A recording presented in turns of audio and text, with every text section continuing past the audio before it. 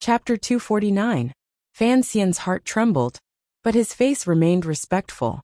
He lowered his eyes, avoiding the young emperor's gaze, but he was too embarrassed to look at the Empress Dowager. The old faces of the Grand Tutor and the Prime Minister were meaningless, so his gaze naturally fell on the table next to the Grand Tutor. That table was empty. He didn't know which official had not arrived yet. Just as she was thinking, a person walked out from behind a pillar by the Chang Palace pool. He bowed to the Empress Dowager and the Emperor in the hall, and then very naturally sat down at that table. A palace maid had already gone to pour wine. This man was dressed in black. He was tall and slender, full of power. His eyes were as calm as an ancient well, bottomless. The strangest thing was that he wore a chain around his waist. He carried 2 curved knives with him as he entered the hall. This man was quite daring. Fan Xian sucked in a breath of cold air. He tilted his head and asked Lin Jing, "Who is this?" To be able to sit next to the Grand Tutor and bring knives into the palace, he must be an incredible person. Lin Jing quietly introduced him. "This is Imperial Advisor Ku He's first disciple, Sir Lang Tiao. He is the commander of the Imperial Guards in the palace, but I've heard that in recent years, he has mainly been in charge of the Emperor's martial cultivation. He doesn't really manage affairs." Fan Xian made an O sound, as if he had just understood. With a hint of shock, he said, "So this is Miss Haitong's senior disciple. No wonder he has such a high status." At this moment, Lang Tiao's calm gaze had already landed on Fan Xian's face. Fan Xian smiled and raised the wine cup in his hand in a friendly gesture. He gestured to Lang Tiao, his lips slightly parted, and soundlessly said 2 words. "Hello." Lang Tiao frowned. No one knew what he was thinking. After a moment's hesitation, he finally raised the cup in his hand and drank with Fan Xian from a distance. Lin Jing quietly said to Fan Xian, "Sir, this man really should be on good terms with you. It's a pity that you have to leave for home the day after tomorrow. This is your first time meeting him." Fan Xian put on a look of pity, but in his heart, he was wondering if Lang Tiao would recognize him. As he pondered this, Lang Tiao was also puzzled. The expression of the young official of the kingdom of Qing was so natural, and did not seem to be fake at all. Could it be that Shen Zhong had guessed correctly? That the black-clothed man on the cliff was Chen Pingping's shadow guard, and not Commissioner Fan? Fan Xian's heart was calm. He swept his gaze over all the tables in the hall and asked, "Why don't I see Master Shen?" Lin Jing replied, "Although Shen Zhong is the provost of the Discipline Commission, his rank is not high enough to enter the Imperial Palace. Moreover, today is the Empress Dowager's birthday, so he must be in charge of all matters in Shangjing." Fan Xian nodded and didn't say anything more. After a while, the ceremonial music in the palace gradually began. The sound of bamboo and string instruments played a magnificent feeling. There were dancers dancing in the hall. Clear light appeared on the ceiling. The birthday banquet officially began. First, the emperor raised his cup to the Empress Dowager and congratulated her on her birthday. Then, the officials below him knelt in order to wish her well. Fan Xian, as a foreign official, sat at the head of the table, and with Lin Jing at his side, secretly reminded him what to do. He passed this stage smoothly. Wine, fruits and vegetables were brought to the hands of beautiful palace maids, quietly and gracefully placed on each table. Every time a palace maid came to serve him, Fan Xian would always turn slightly and smile in acknowledgement. In the eyes of the Northern Qi officials, this was unavoidably a bit artificial, but there were also those who liked him more and more, feeling that this outstanding figure of the younger generation was indeed extraordinary. Fan Xian, on the other hand, looked at the soft eyebrows of the palace maids and felt very uneasy. The young emperor spent every day with these beautiful girls, and yet he had not become a licentious youth. There was indeed something wrong with this. Although the Empress Dowager's birthday banquet was not an ordinary old lady's birthday, there was not much of a difference. It was just that the guests were of a higher class, and the wine and dishes were of a higher level. Naturally, the after-dinner entertainment was also a bit of a headache. This was definitely not the kind of entertainment that Aunt Li, west of Erdo village on Mount Teeling, would have thought of for her 50th birthday. Fan Xian rubbed his temples, a warm smile on his face, but in his heart, He had already begun to curse. Gentle girls now like to call themselves old mothers to be forthright. Boorish men now like to smile shyly to be disgusting. Pig butchers like to eat their neighbors' vegetables. And old nannies with flowers on their heads, who could not get married, like to go around being matchmakers. People all like to get close to the things they were least good at, and like to do the things they were least good at. According to psychology, if you lacked something, you would unconsciously emphasize it. So, under the leadership of the emperor, the kingdom of Qing, which had always been famous for its martial arts, began to walk the road of scholarly governance. Even though there were military generals and martial experts in the capital, poetry competitions were popular. In the palace, imperial concubine Shu was fond of literature, so she was favored. The second prince was well versed in the classics, and won the hearts of the people. Then, out of nowhere, the immortal poet Fan Xian appeared, immediately attracting the gazes and admiration of all scholars. Northern Qi, which had always been the center of literature, was now striving to become stronger. Poetry competitions were no longer popular, but rather preferred to play duels. Instead, they gave up on words and used fists to reason. As a result, the Qing diplomatic mission's entrance was littered with small scimitars. The number of Northern Qi experts who wanted to challenge Fan Xian could form a line from the diplomatic mission's entrance all the way to the valley of Mount Yan. Fan Xian shut himself in, and when he did, he traveled with Haitang. With great difficulty, he had avoided the tragic fate of fighting in the arena every day. Unexpectedly, before he was about to return home, in this great hall, he could no longer avoid it. Master Fan, what do you think of this proposal? The Empress Dowager smiled, and turned her gaze to the table where Fan Xian sat. Although it was a question, her tone was unquestionable. Fan Xian shivered slightly. Earlier, one of the Northern Qi generals had proposed a duel. Although it was a nice way to talk about martial arts, everyone knew that the Northern Qi officials knew that there was nothing they could do about the so-called immortal poet in literature. They were prepared to humiliate him. And for some reason, the Empress Dowager seemed to dislike him. He stood up and swept his gaze across the hall. Suddenly he smiled and said, "Empress Dowager, I do not have the strength to truss a chicken. Let's forget about it." There was a roar of laughter in the hall. No one believed Fan Xian's words. The news of Fan Xian killing Cheng Jiushu and beating Yi Ling with a black fist had long since spread throughout the world. He was publicly recognized as a rare man, who excelled in both the pen and the sword. The officials had not expected the southern envoy to be so cowardly. The Empress Dowager said calmly, "You are too modest, Master Fan." She said a few more words, not allowing Fan Xian to refuse. Fan Xian's eyelid twitched.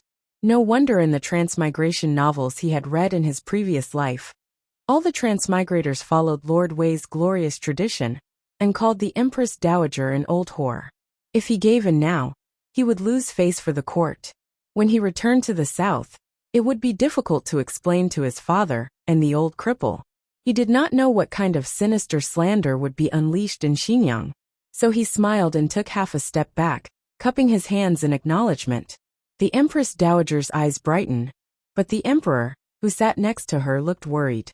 He asked with concern, "Minister Fan, if you are not feeling well, let's forget about it." Although Fan Xian had only chatted with the emperor a few times, and he had long held a grudge against him, he could hear the genuine concern in his words. He thought of the fact that the emperor was, after all, the emperor. He could not help but feel touched. He raised his head and said in a clear voice, "Your Majesty, even if my blood splatters in front of the hall, let it be a celebration of the Empress Dowager's birthday." These words were neither fish nor fowl, and greatly violated etiquette. They immediately spoiled the atmosphere, and the Empress Dowager's face darkened. The emperor laughed, finding it very interesting. This Fan Xian was indeed gentle on the outside, but stubborn on the inside, and unwilling to be taken advantage of. He waved his hand and said, "These words have gone too far. Since it is a competition, naturally it should be stopped when it is appropriate." The emperor's eyes grew cold. He looked at the officials in the hall and said, "If anyone is unable to control the strength of their attack, then it is best that they do not come out and make a fool of themselves." These words first stopped those who were prepared to hurt him by accident. The officials felt a chill in their hearts. They realized that the speed at which this young emperor had matured over the years was astonishing. The emperor's power was growing stronger and stronger. Even stranger, why was His Majesty treating Fan Xian so well? Was this our emperor, or the emperor of the kingdom of Qing? As soon as the words were spoken, a general walked in from outside the side hall. He bowed to the Empress Dowager and the emperor. In a low voice he said, "I, Cheng Puzhu, wish to learn from Master Fan of the kingdom of Qing." The Empress Dowager nodded slightly. The emperor was aware of Cheng Puzhu's level. He was Lang Tiao's martial nephew, and could be considered a student of the Tianyi faction. He was currently serving in the Imperial Guard, and had probably heard an order from his superiors, so he had come to compete. The emperor had learned from Haitang that Fan Xian was already at the beginning of the 9th level, while Cheng Puzhu was only at the 7th level. Why? The emperor glanced at Lang Tiao, his martial master, and found that Lang Tiao was sitting calmly in his seat, his face expressionless. Cheng Puzhu bowed to Fan Xian and said in a low voice, "Master Fan, you are a master of both the pen and the sword, and your name shakes the world. I ask for your guidance, Master Fan." Fan Xian smiled, and also glanced at Lang Tiao. He knew that the competition in the palace today was not because he was competitive. Rather, it was because Lang Tiao wanted to see his fighting style before he returned home. After he had arrived in northern Qi, he had not fought in front of anyone. Lang Tiao must still have some doubts about the matter at the cliff. He cupped his hands towards Cheng Puzhu. "Lord Cheng." Cheng Puzhu replied in a low voice, "Indeed." Fan Xian said, "You are not a match for me." He then sat down. The officials were in an uproar, thinking that Fan Xian was a bit too arrogant. Just as they were thinking this, they heard a steady voice. "I ask for your guidance, Lord Cheng." Cheng Puzhu was fuming, but then he saw the bodyguard behind Fan Xian take a step forward and stand in front of him. Sunlight shone down from the ceiling of the palace, scattering a clear light. The palace was incomparably bright, so he could clearly see the boundless murderous intent contained in the bodyguard's plain face. It was only one step. Gouda had only taken one step forward, but his entire person had changed. Before, he had been an unremarkable bodyguard, hidden in Fan Xian's shadow. Now that he had taken a step forward, he seemed to have the air of a grandmaster. There was no wind in the palace, but Gouda's junqi flowed through his body, causing his clothes to flutter slightly. Fan Xian used the cover of the table to sit on the floor, holding a small wine cup with 2 fingers. His eyes narrowed. He used his peripheral vision to observe Lang Tiao's expression. Lang Tiao seemed uninterested in what was happening. He held a pair of chopsticks in his hand, picking at the dishes on his plate. But Fan Xian's eyes were sharp, and he saw Lang Tiao's chin move slightly. This was a sign of agreement. Cheng Puzhu took a deep breath. He looked at Gouda in front of him. Everyone in Shangjing knew that he was an expert bodyguard of the Southern Diplomatic Mission. He had once subdued General Tan Wu, a subordinate of General Shang Shan, in one move. He was a true master. But things had come to this, and Cheng Puzhu could not back down. He shouted, "Your Majesty, please permit me to use my saber." Although the young emperor admired Fan Xian, he was no fool. He knew that he was the emperor of northern Qi, and he rather admired this general's courage and power. With a look of approval, he said, "Permit it. General Cheng, do your best. This is purely a martial competition. Do not think of it as the face of the court. Whether you win or lose, I will reward you." The Empress Dowager looked at her son, her eyes full of disapproval. But the young emperor smiled, as if he did not see his mother's gaze.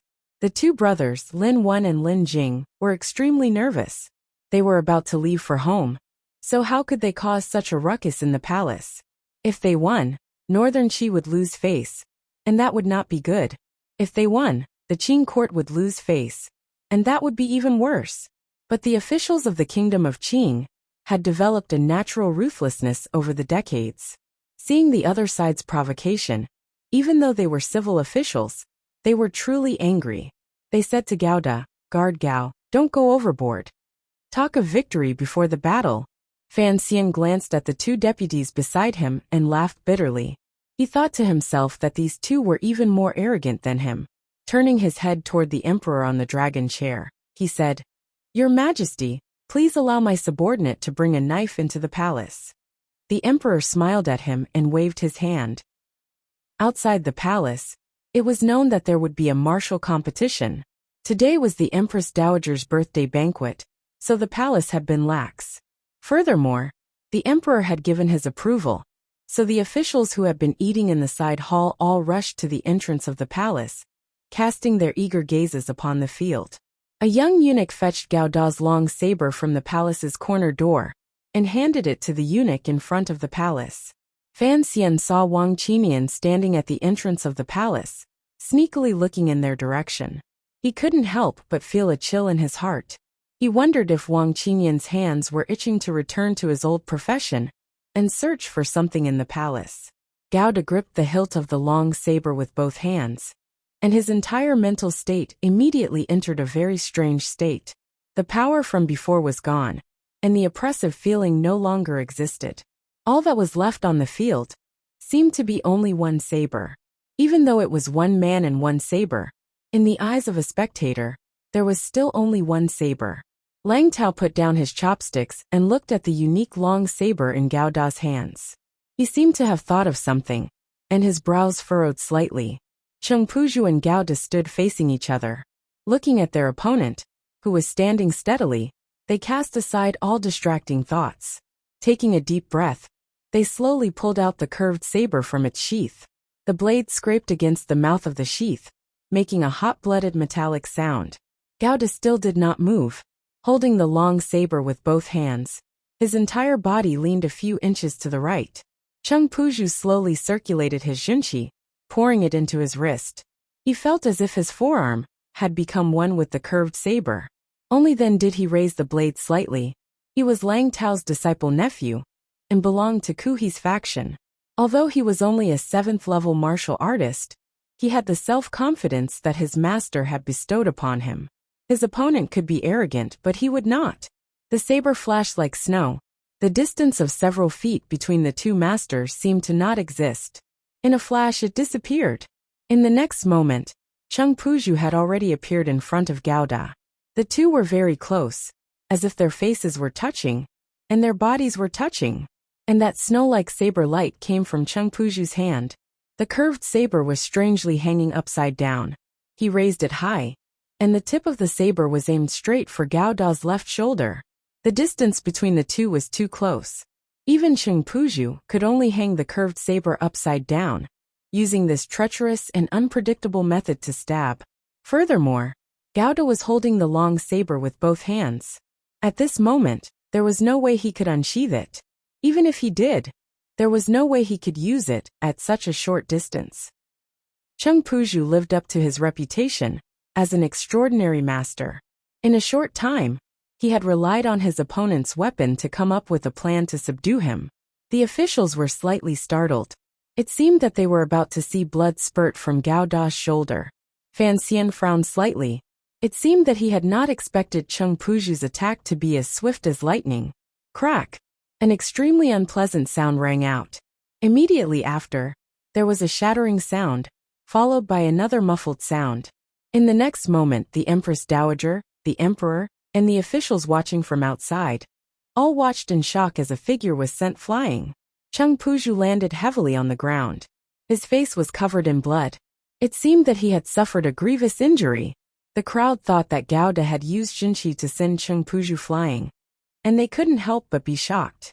To send a 7th-level master flying with Jinqi, other than the 4 grandmasters, perhaps only a few 9th-level masters could do so. And Gao Da was only a bodyguard of the Qing diplomatic mission. Only the martial masters present could clearly see what had happened. When Cheng Puzhu's curved saber came down, Gao Da did not draw it.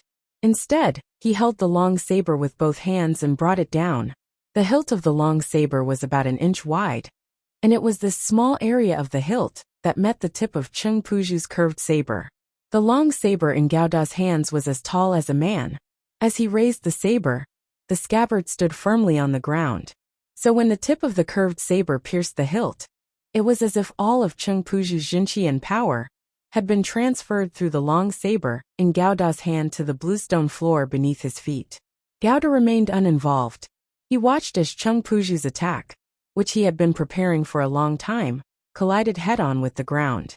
In the future, even if you were a grandmaster, so what? In that instant, Chung Puju felt an extremely powerful force pass through the tip of the saber, making it hard for him to breathe. And at that moment, Gauda put down his saber and cupped his fists. His arms seemed to form a circle, and he turned to the left. The steel-like tip of his right elbow struck Chung Puju's chin heavily. The blow was so powerful that it knocked out his opponent's teeth and split his lips. Blood flowed freely. Gauda had been merciful.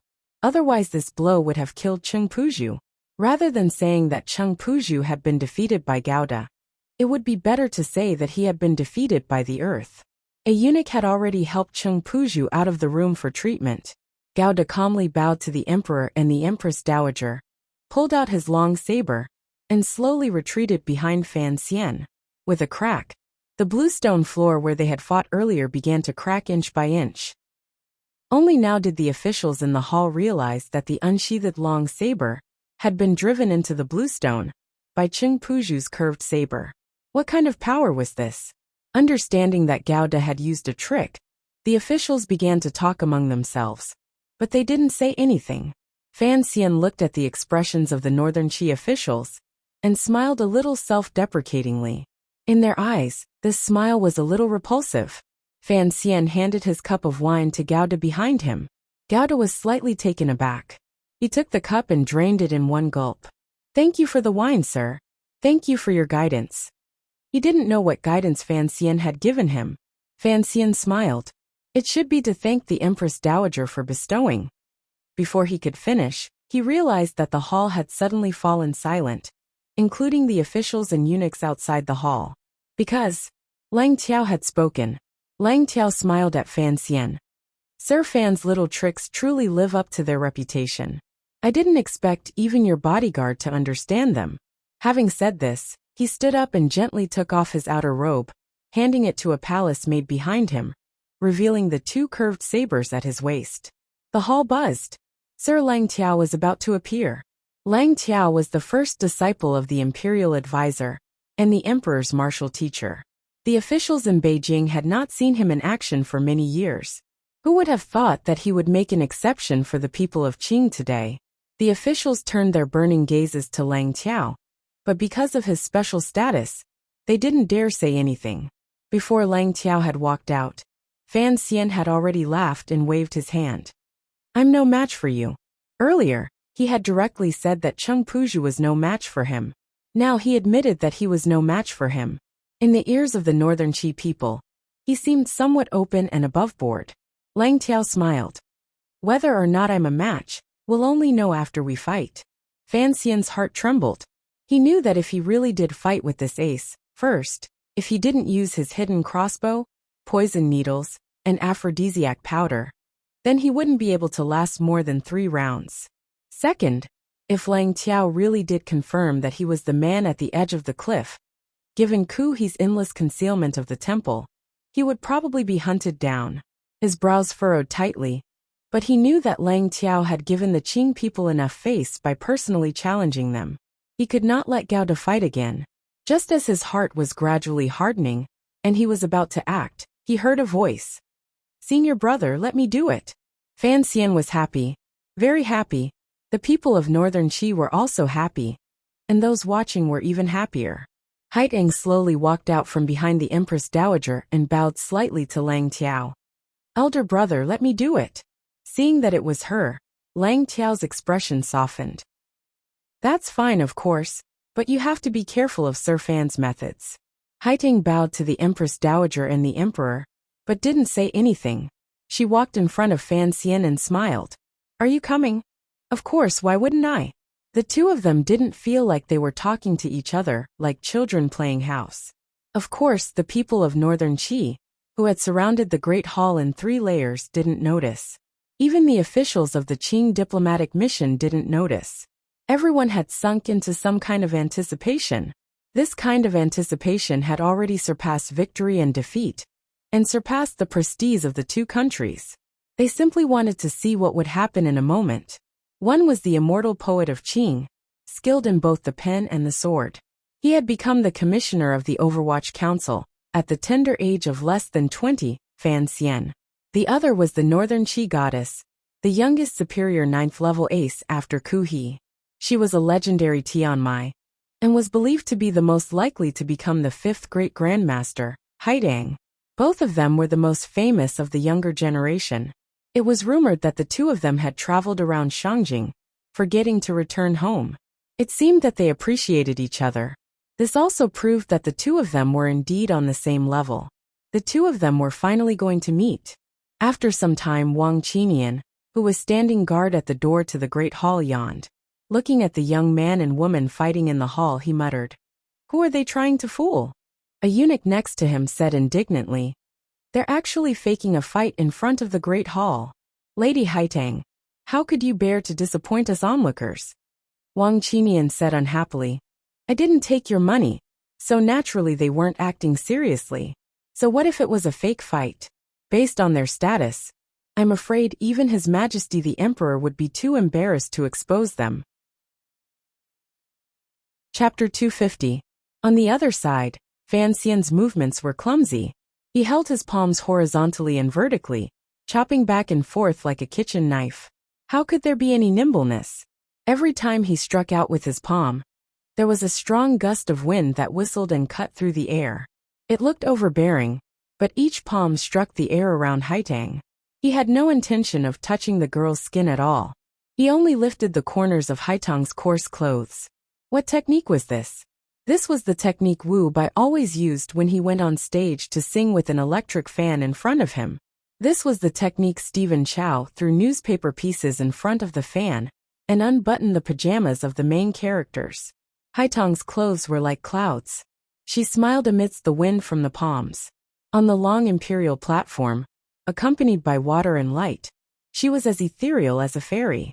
She floated as if she wanted to ride the clouds and fly away.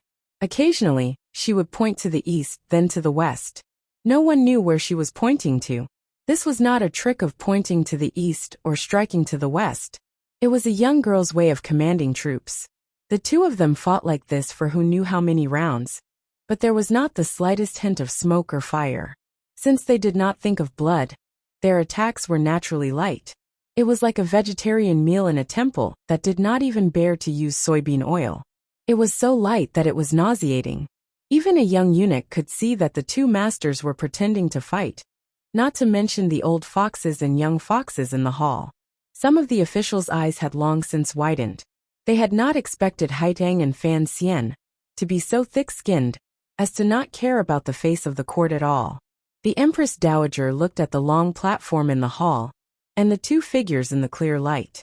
She could not help but snort coldly, although she did not lose her composure. The fine lines at the corner of her eyes were full of hidden anger. Instead, it was the young emperor who watched Fan Xian and Fan Xian float around in the clear light and could not help but laugh. Lang Tiao's face was calm as he watched the scene unfold. He knew that Fan Xian's seemingly clumsy attack was actually a very powerful coffin breaker. But that was a martial art passed down through the generations of the Yi family in the capital. How did this Fan kid learn it? Inside and outside the hall, the expectant crowd was finally disappointed. After watching for so long, some people could not help but yawn. The eunuch in front could not help but shake his head. Who knows how long this will last? In any case, there is no winner or loser. Wang Qinian also shook his head regretfully. I think someone is going to stop it soon. The young eunuch didn't believe it and shook his head. The officials in the hall are all shrewd people. Who would step forward? Wang Qinian started to argue with him. Finally, they got excited and started to bet on when the two people dancing on the long imperial platform would stop. Several people on the side saw that they were fighting excitedly, so they also came over and placed their own bets. One card of sea urchins, 2 cucumbers, and all kinds of strange bets were placed. Impudent. Finally, a minister looked at the Empress Dowager's increasingly gloomy face and couldn't bear it any longer. He slammed the table and stood up, angrily rebuking, "What are you doing at the Empress Dowager's birthday banquet? Are you trying to deceive me?" These words were not beautiful, just like a stupid child who cried out that the emperor was running around naked. No matter how ugly the world was, whoever cried out the truth first would be an extremely unlikable fellow. Just like today, even though he knew that Fan Xian and Haitang were playing the Chongling swordplay, he didn't cry out. The Empress Dowager could still thicken her face and watch. After all, it was her birthday today. Watching young children dance was not a big deal. But this minister's cry was deceiving the emperor. Wasn't that forcing the Empress Dowager to fly into a rage? So the Empress Dowager prepared to fly into a rage. She looked coldly at the minister, countless thoughts running through her mind. She wanted to tear his lips apart. The emperor was still smiling. In the pool, the two people on the imperial platform acted as if they hadn't heard the cheers of the audience. They acted seriously. Haitang floated back and forth. Fan Xian walked like a dragon or a tiger. The girl's figure was clear and beautiful, and little Fan Xian's appearance was handsome. It was really a good fight. In just a moment, they had fought from the imperial platform to the front of the palace behind it. They were only a few feet away from the dragon chair, and they stopped in front of the minister's table. Fan Xian's palm turned into a kitchen knife and chopped down viciously on the empty chopping board. He let out a cry, as if he had missed. Haitang's posture in the air was slightly sluggish. Two fingers of her right hand stabbed out like a sword. With a swish, she was about to strike Fan Xian's chest. No one knew how the two of them changed positions. But in the next moment, the wind from their palms and fingers did not strike anyone's body.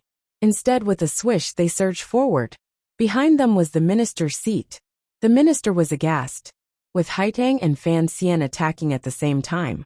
Even if Imperial Advisor Ku He were here, he would still have to temporarily avoid the brunt of the attack. The short table was instantly shattered into countless pieces. The wine jug on the table cracked, and the dishes fell. The smell of wine and oil filled the air, staining the minister's head and face. His brow was covered with cauliflower, his mouth was full of radish, and a few strands of golden mushrooms hung from his ears. The soup and water had washed his face. He was as miserable as one could imagine. The hall immediately quieted down. Only now did the ministers realize that Miss Haitang and the Southern Emperor's envoy were sometimes troublemakers. For the sake of their own reputation, it was best not to say anything more. Fan Xian and Haitang stopped fighting at the same time. Separated by a few steps, they looked at each other and smiled. Haitang bowed slightly to the Empress Dowager. Master Fan, your coffin breaker technique is impressive. My daughter did not respond properly, and thus affected you. I hope the Empress Dowager will forgive me. People can make mistakes. Fan Xian's face was also full of self-blame. He waved his right hand. A horse can make a mistake. The Empress Dowager loved Haitang dearly, and did not want to blame her. Besides, today was her birthday banquet, and making a scene to liven up the atmosphere was not bad. It was a pity that the Southern envoy had not suffered. But seeing Fan Xian's self-deprecating words, the Empress Dowager could not help but smile faintly. The Emperor also laughed strangely, and the ministers also laughed awkwardly. Only the true masters of the martial way knew that the seemingly joking fight actually contained some of the thoughts of the two young masters. The coffin breaker seemed crude, but it was actually stern. Haitang's finger sword seemed gentle, but it was actually fierce. The long dance on the imperial platform was also a kind of competition. But in the end, it seemed that Fan Xian had still lost. Now that the fake fight was over, the clear light from the roof still shrouded the secluded hall. Fan Xian and Haitang stood in the clear light. Their faces looked incomparably gentle in the light. The half-moon lantern that had fallen from the roof of the hall was reflected in the pool. This competition could be said to be a true laughing contest. The bright river and the moon shamed the palace. Night gradually enveloped the depths of the palace. The half-moon slowly climbed up from behind the green mountain behind the palace, spilling its warm and faint light into the northern Qi Palace. The long black eaves and the gray and white palace walls reflected a beautiful figure at the beginning of the night. The ministers in front of the main hall were retreating out of the palace. Many guards could be seen around the palace, and there were also eunuchs waiting on the road. The speed at which the courtiers retreated was extremely fast. In a short while, the imperial palace regained its tranquility. There were no longer any miscellaneous people on the empty square. It only took the time it took to burn a stick of incense to turn from bustling to extremely quiet. After the banquet ended, the Empress Dowager rubbed her temples and returned to her bedroom. Fan Xian was left behind by the Emperor of Northern Qi, waiting in Huaying Palace. The palace was incomparably quiet. The faint scent of incense wafted into his nose. Fan Xian sat with his eyes closed. The Emperor of Northern Qi should be in the Empress Dowager's palace, fulfilling his filial duties. He didn't know why he was waiting here. The palace maids brought him tea and fruit. Fan Xian smiled and thanked them one by one. He found that the palace maids were all very charming, especially the slight shyness in their eyes, which made his heart flutter. But when he thought of the young emperor leaving him in the palace, and how the emperor seemed to have some problems in certain areas, Fan Xian's heart trembled. His Majesty has something he needs your help with, Master Fan. The other girl, who was looking down, seemed to have guessed his fear and said calmly. The one who spoke was Haitang.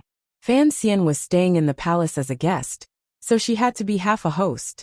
The girl thought of the scene in the hall earlier, and felt a little dazed and amused.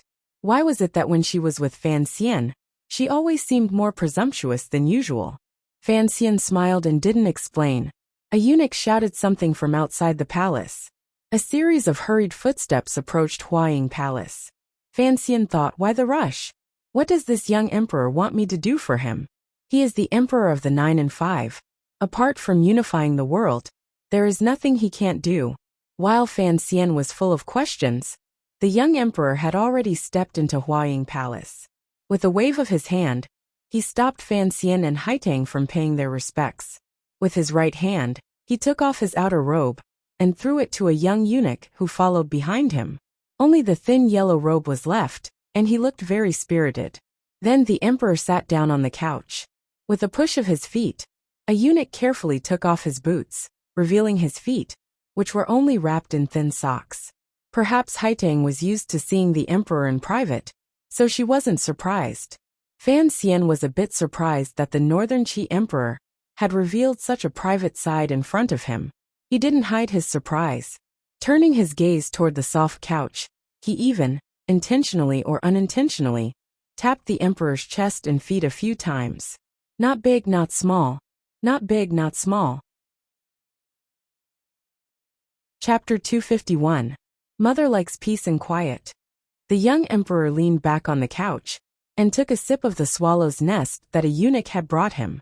He frowned and waved his hand for all the palace maids and eunuchs to leave. The palace hall immediately quieted down. Fan Xian bowed slightly. What are your orders, Your Majesty? Seeing how cautious the southern envoy was, the Emperor of Northern Qi smiled. Minister Fan, he said, you will be leaving for home the day after tomorrow. Make sure you take good care of the first princess. Fan Xian was startled. Only now did he realize that he had not been paying attention to this important matter. Welcoming the first princess back home to be married was an important matter. There could be no mistakes on the journey. These days, he had long learned from Yin Bingyan that this great princess of Northern Qi had been raised deep in the palace. She was the half-brother of the emperor in front of him. Her birth mother had long died in some cold palace. The great princess had never been liked by the Empress Dowager, which was why she was willing to let her become a sacrifice in a political marriage. He didn't know why the emperor had suddenly mentioned the first princess. Logically speaking, the emperor should not have had much of a relationship with that sister. But seeing the faint worry on the emperor's face, Fan Xian knew that he had guessed wrong. As expected, the emperor sighed. The first princess has never left the palace. Now that she is married off to the south, even though I am the son of heaven, I cannot protect her. Fan Xian said sincerely, do not worry, Your Majesty. The great prince is a hero of our kingdom, and is most respected by the people. The great princess and the great prince will certainly live in harmony in the future, and they will grow old together. All the officials in the court will treat the princess with respect, and will not dare to slight her.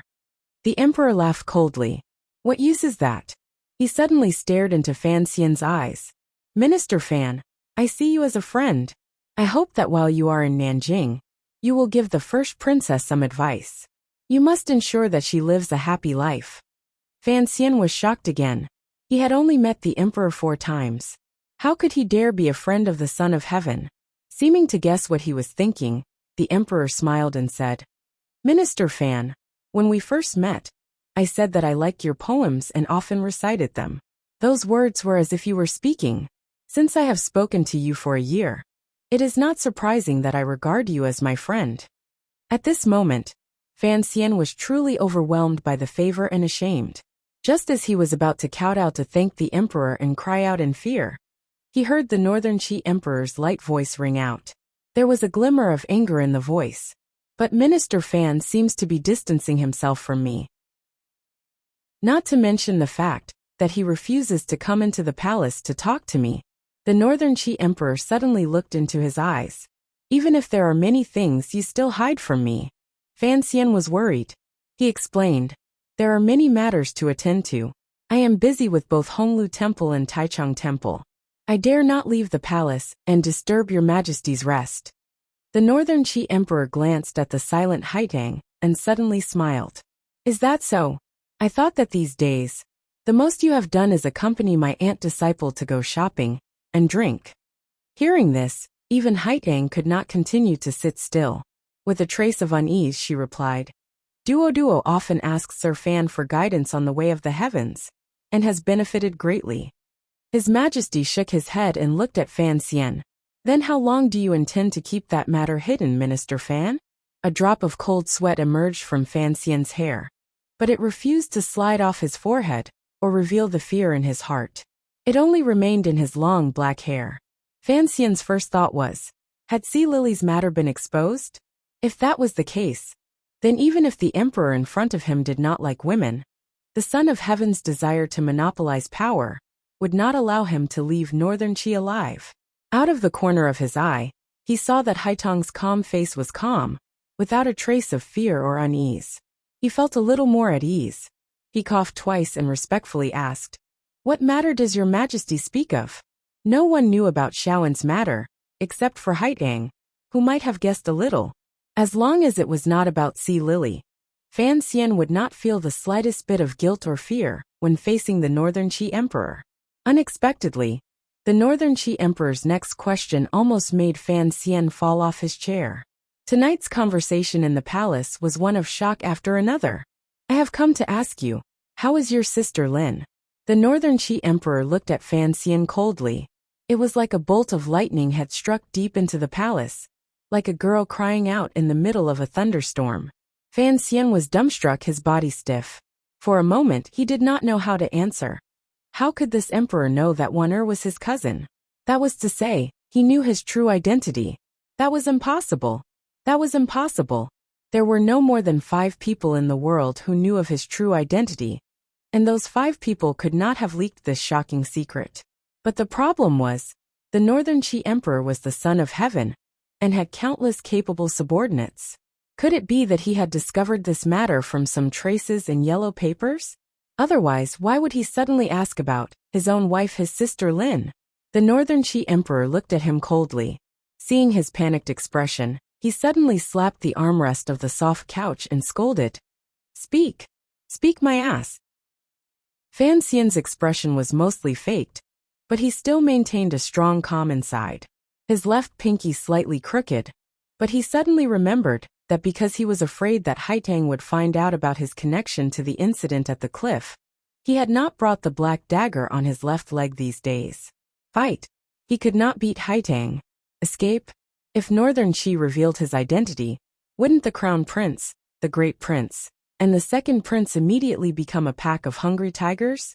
And those women deep in the palace? Fan Xian coughed, and a smile reappeared on his face. Since the emperor had said it in front of him, naturally, he was prepared to threaten him. So he prepared to play dumb and listen to the emperor's conditions first. "Your Majesty, what are you talking about?" The Northern Qi Emperor stood up. Stepping on the soft boots, he couldn't be bothered to put them back on. Just like this, he walked directly toward Fan Xian. The expression on his face gradually brightened. From the slight anger earlier, it turned into a faint smile. In that smile, there was a hidden sense of excitement and anticipation. Seeing this expression, Fan Xian was startled. He was even more certain that this little brother of the emperor was a little pervert. A pair of hands grasped Fan Xian's shoulders, and the Northern Qi emperor somewhat lost his composure as he shook Fan Xian's shoulders. His eyebrows danced, and he laughed brightly. Minister Fan, oh Minister Fan, you have kept me in the dark. You have kept everyone in the world in the dark. Ah! Fan Xian had long since given up on the idea of forcing the Northern Qi emperor to flee to the ends of the world. He looked somewhat stupidly at the face that was so close to him, and found that the emperor was quite good-looking. The emperor bathed every day, and his breath was quite fresh. Haidang looked at the emperor's fervent expression, and at Fan Xian's stupidity, and could not help but laugh. Grandmaster Chao. The Northern Qi emperor shook him again, making Fan Xian dizzy. Grandmaster Chao. Quick, tell me, did Sister Lin end up with Baoyu? He finally understood what was going on. Although he did not know how the Northern Qi emperor had guessed this, Fan Xian could no longer bear the torment of surprise and joy. He sat down on a chair, and without saying anything else, he picked up the teacup beside him and took 2 gulps. The emperor looked at him with a smile. If you do not finish telling me the story of the stone, I will not allow you to leave the palace. Fan Xian sighed. How did your majesty know that the story of the stone was written by me? The emperor looked at Haidang, and Haidang smiled. Books are only published by Dombo Bookstore. Mr. Chao has always been a recluse, and other than Dombo Bookstore, no one else knows who he is. The story of the stone is very popular, and who knows how many people have tried to guess who he really is. The day before yesterday, when we were drinking, Sir Fan seemed to have talked a little too much, and naturally, I guessed a little. Today, Your Majesty has tried to trick me again, and since Sir Fan has admitted it, I guessed correctly. Fan Xian smiled bitterly, not knowing what to say. In truth, he did not really need the reputation of being the author of the story of the stone. Seeing how the Northern Qi emperor had called him Grandmaster Chao so intimately, he had almost mistaken him for Guojia. Presumably, he was also a fan of the story of the stone. Having confirmed that Fan Xian was the author of the story of the stone, the Northern Qi emperor seemed very happy. Quickly tell me, he said, how many girls did Baoyu marry in the end? Fan Xian laughed in spite of himself, thinking that this emperor was a fan of harem novels. He waved his hands and pleaded, Your Majesty, I have only randomly written some 60 chapters. I have not thought of the rest. As he said this, he thought of Ruoro and Danzhou, when she had asked him to write. He had thought of the problems of writing, updating, and leaving it unfinished. It was a very troublesome matter. Hearing this, the Northern Qi emperor sighed and frowned.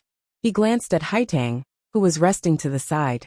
Suddenly, he moved closer to Fan Xian's ear and said in a low voice, The Haitang Poetry Society in Chapter 37. What does it have to do with Aunt Master? Out of the corner of his eye, Fan Xian saw that the corners of Haitang's eyes had softened slightly. He knew that she was eavesdropping, and so he smiled and replied boldly, Your Majesty, the author cannot explain himself. Forgive me for not saying more. The emperor revealed a hint of warmth and said, Then return quickly, Minister Fan. Once you have a chapter, remember to send it to me. Fan Xian accepted the order fearfully, not daring to say more. Chapter 252. Walking on the bluestone path of the palace, the full moon in the sky and the 2 of them in the forest, Fan Xian's back was already soaked with sweat. Even in this summer night, he still felt a little cold. He let out a breath of turbid air, still feeling a little scared. Patting his chest, he complained to Haitang beside him. You guessed that I wrote Story of the Stone. Why didn't you tell me? You almost scared me to death with that emperor of yours. Haitang laughed. Who told you to hide it from the world for so long? Then she rolled her eyes. Why are you so afraid? If it wasn't for your identity as Grandmaster Chao, then what were you afraid of His Majesty saying? Fan Xian didn't even think about it. He smiled gently. What do you think? The corners of Haitang's mouth curled up slightly. She said nothing. Fan Xian tilted his head to look at her. He saw that her long eyelashes were tinged with a layer of silver, giving her a kind of pure beauty. Her eyes, the most outstanding feature of her face, were especially bright in the night. The silver moonlight really did have a kind of magic. That kind of haziness seemed to be able to turn any ordinary woman into a worldly fairy. Fan Xian didn't feel anything. He just put his hands behind his back and slowly walked forward. You tricked me this time. I'm not seeking revenge. You should know why. You want me to help you with something. Haiding smiled. Although I don't know what it is, I think it has something to do with the South. That's why you need an outsider like me to help you. That's right. You and I are actually both hypocrites. Fan Xian's lips curled into a strange self-deprecating smile. So when we talk, it seems we can be a little more direct. What I need you to help me with may, or may not happen. In any case, when the time comes, I will send someone to inform you. Haiding looked at him and suddenly said, I hear that you love the illegitimate daughter of the Prime Minister very much. That's why you haven't even taken in the head servant, that grandmother in Danzhou. I don't like you probing into my family matters. Fan Xian turned his head and said seriously, this topic ends here. Haiding smiled and nodded. Actually, I'm just curious. What kind of person would feel comfortable when they see women and uncomfortable when they see men? They would think that unmarried women are pearls and married women are fish eyeballs. They would think that women are made of water and men are made of mud. They would think that women are precious and men are lowly. After a long string of words, Haiding stared into Fan Xian's serene eyes and said softly, I am very curious. In this world, men are respected. Why does Master Fan have such views? Fan Xian smiled and did not reply. Haiding suddenly curtsied and said seriously, on behalf of all the women in the world, Duo thanks Master Fan for establishing a legacy for the boudoir and fighting for women's rights. Fan Xian was silent for a moment. He suddenly opened his mouth and said, I am different from most people in this world. After leaving the palace, Haiding was surprised to find that the Grand Tutor was still standing guard outside the palace. Fan Xian's expression did not change when he saw His Majesty's teacher. Presumably, he had already known about it. Haiding bowed to the Grand Tutor, and then turned to Fan Xian. I will see you off the day after tomorrow. Fan Xian understood the hidden meaning in her words. He nodded and got into the Grand Tutor's carriage. Watching the 3 carriages gradually disappear into the night of Shangjing, Haitang's bright eyes suddenly became unfocused. She thought about the last words of that handsome young official from the south. Different. In the eyes of the world, Fan Xian was naturally different, but she did not know how he thought he was different. The carriages stopped outside a quiet courtyard. The imperial soldiers responsible for the diplomatic mission's safety finally learned that the great scholar of southern Qi, Fan Xian, had made his last visit in northern Qi. He had come to see this master. Thinking of the poem duel that had been rumored all over the world, they could not help but feel uneasy. They did not know what Fan Xian was thinking, but in this courtyard filled with books, they naturally quieted down. The tiger guards in the first carriage got out. Their eyes were fierce, and they guarded a few key points. Fan Xian and the Grand Tutor of Northern Qi walked down from the carriage hand in hand. Although their attitude was not necessarily friendly, it did not seem to be hostile either. Everyone felt a little more at ease. They saw the Grand Tutor, who had always been upright and outspoken, quietly say something to Fan Xian, and the two of them pushed open the door and entered. Fan Xian waved his hand, indicating that the tiger guards should not follow.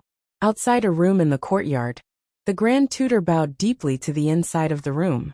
He turned back to Fan Xian and said calmly, Master Fan, my teacher has not been well recently. Please do not talk for too long. Fan Xian politely bowed to the great scholar, tidied his clothes, and gently pushed open the wooden door. Looking out, he saw an old man holding a small brush and scribbling something on a piece of paper. This old man was a master of scripture, and his students were spread all over the world. The Grand Tutor of Northern Qi and Shu the scholar of Southern Qi were both his disciples. Before Fan Xian revealed his brilliance, no one could compare to him in scholarly matters. Even after Fan Xian shamelessly defeated Guo Jingming in the palace hall, in an attempt to win by a fluke, no one truly believed that other than poetry, Fan Xian had reached the level of Guijingming in other areas. This was because the old man's surname was Zhuang, and his name was Mohan.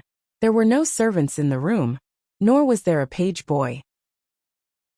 Only the old man, wearing a loose robe, continued to copy.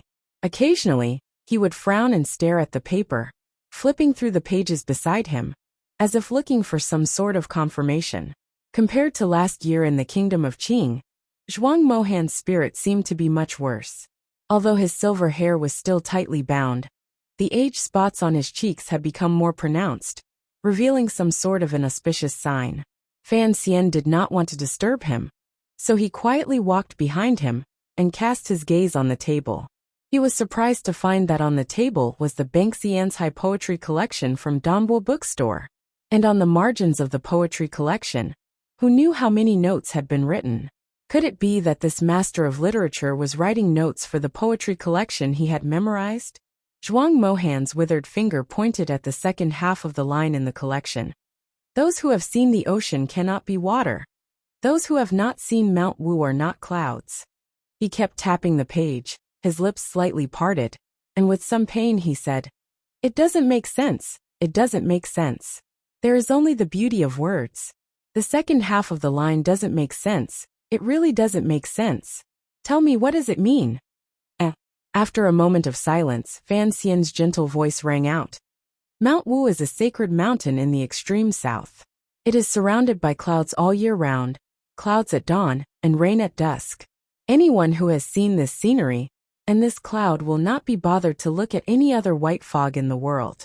These two words are the second half of the line, purely speaking of emotional loyalty.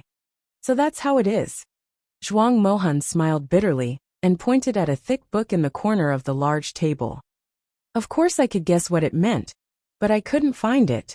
Flipping through this book, I couldn't find the cloudy Mount Wu, so it is a sacred mountain in the extreme south. No wonder I didn't know about it. Fan Xian saw that Zhuang Mohan did not suspect that he was making things up, and knew that this old man was a very gentle and tolerant person. So he smiled and stepped forward to grind the ink. He watched as Zhuang Mohan copied his explanation into the blank spaces of the book in small, meticulous characters. Zhuang Mohan's regular script was famous throughout the world, and its purity was second to none. But looking at it today, Fan Xian could not help but sigh.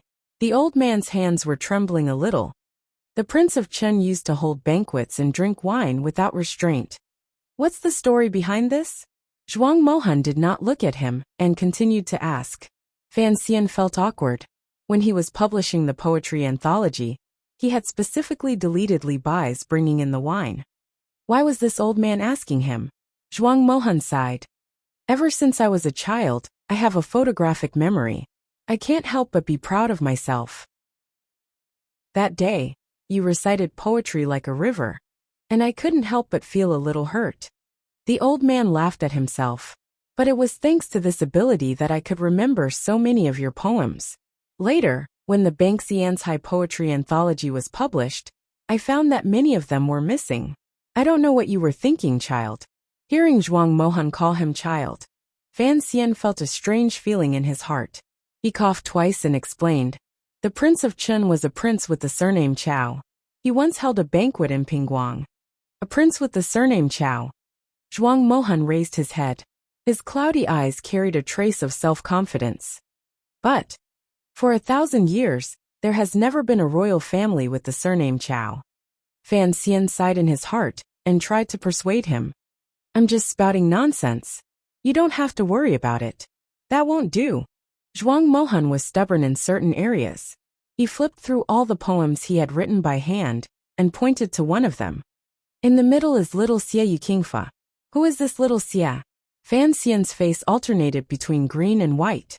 After a while he replied, Little Xie was a scholar who wrote stories. Although his writings were crude and could not be passed down, he had some fame in the marketplace.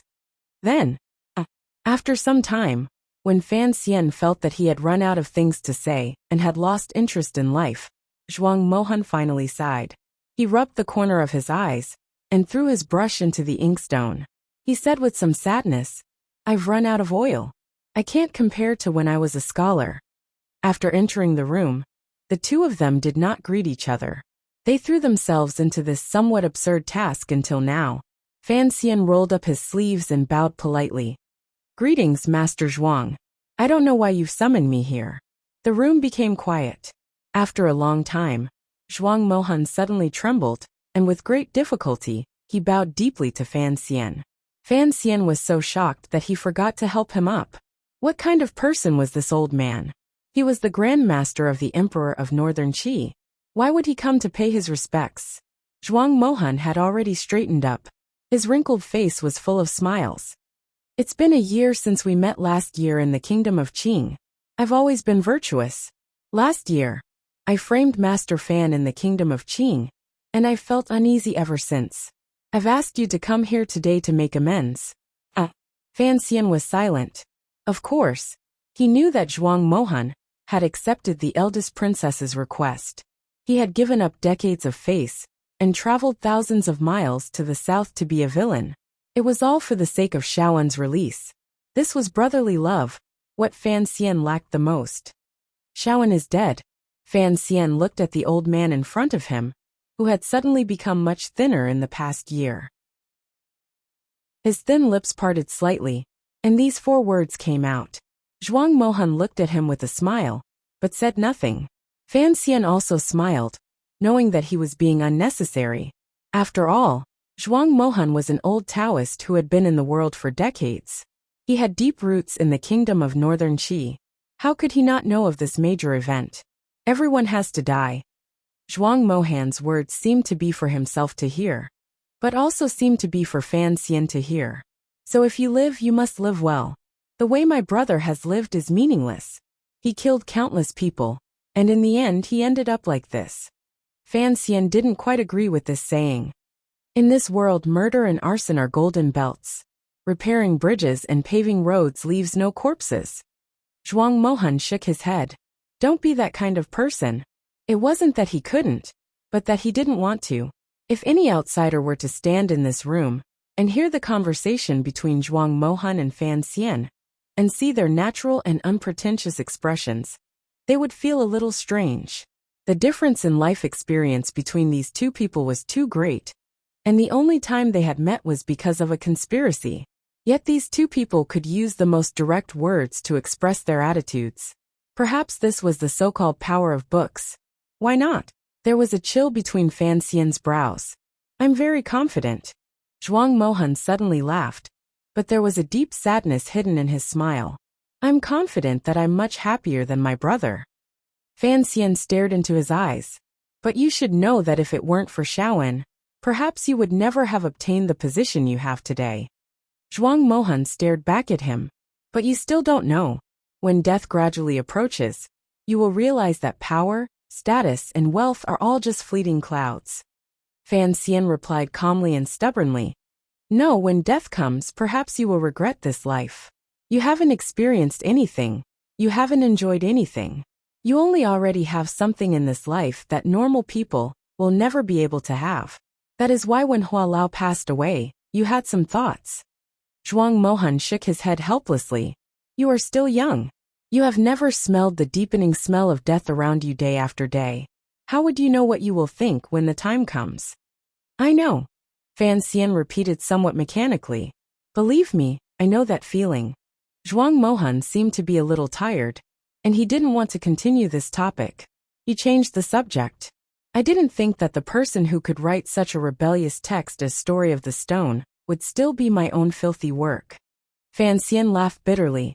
I also didn't think that such a thing as a rumor could fly faster than a bird. Zhuang Mohan's eyes suddenly revealed a trace of concern. Master Fan, when you return home, you must be careful. Story of the Stone has many taboos. Fan Xian was silent. He also knew this, but in his youth he had been frivolous.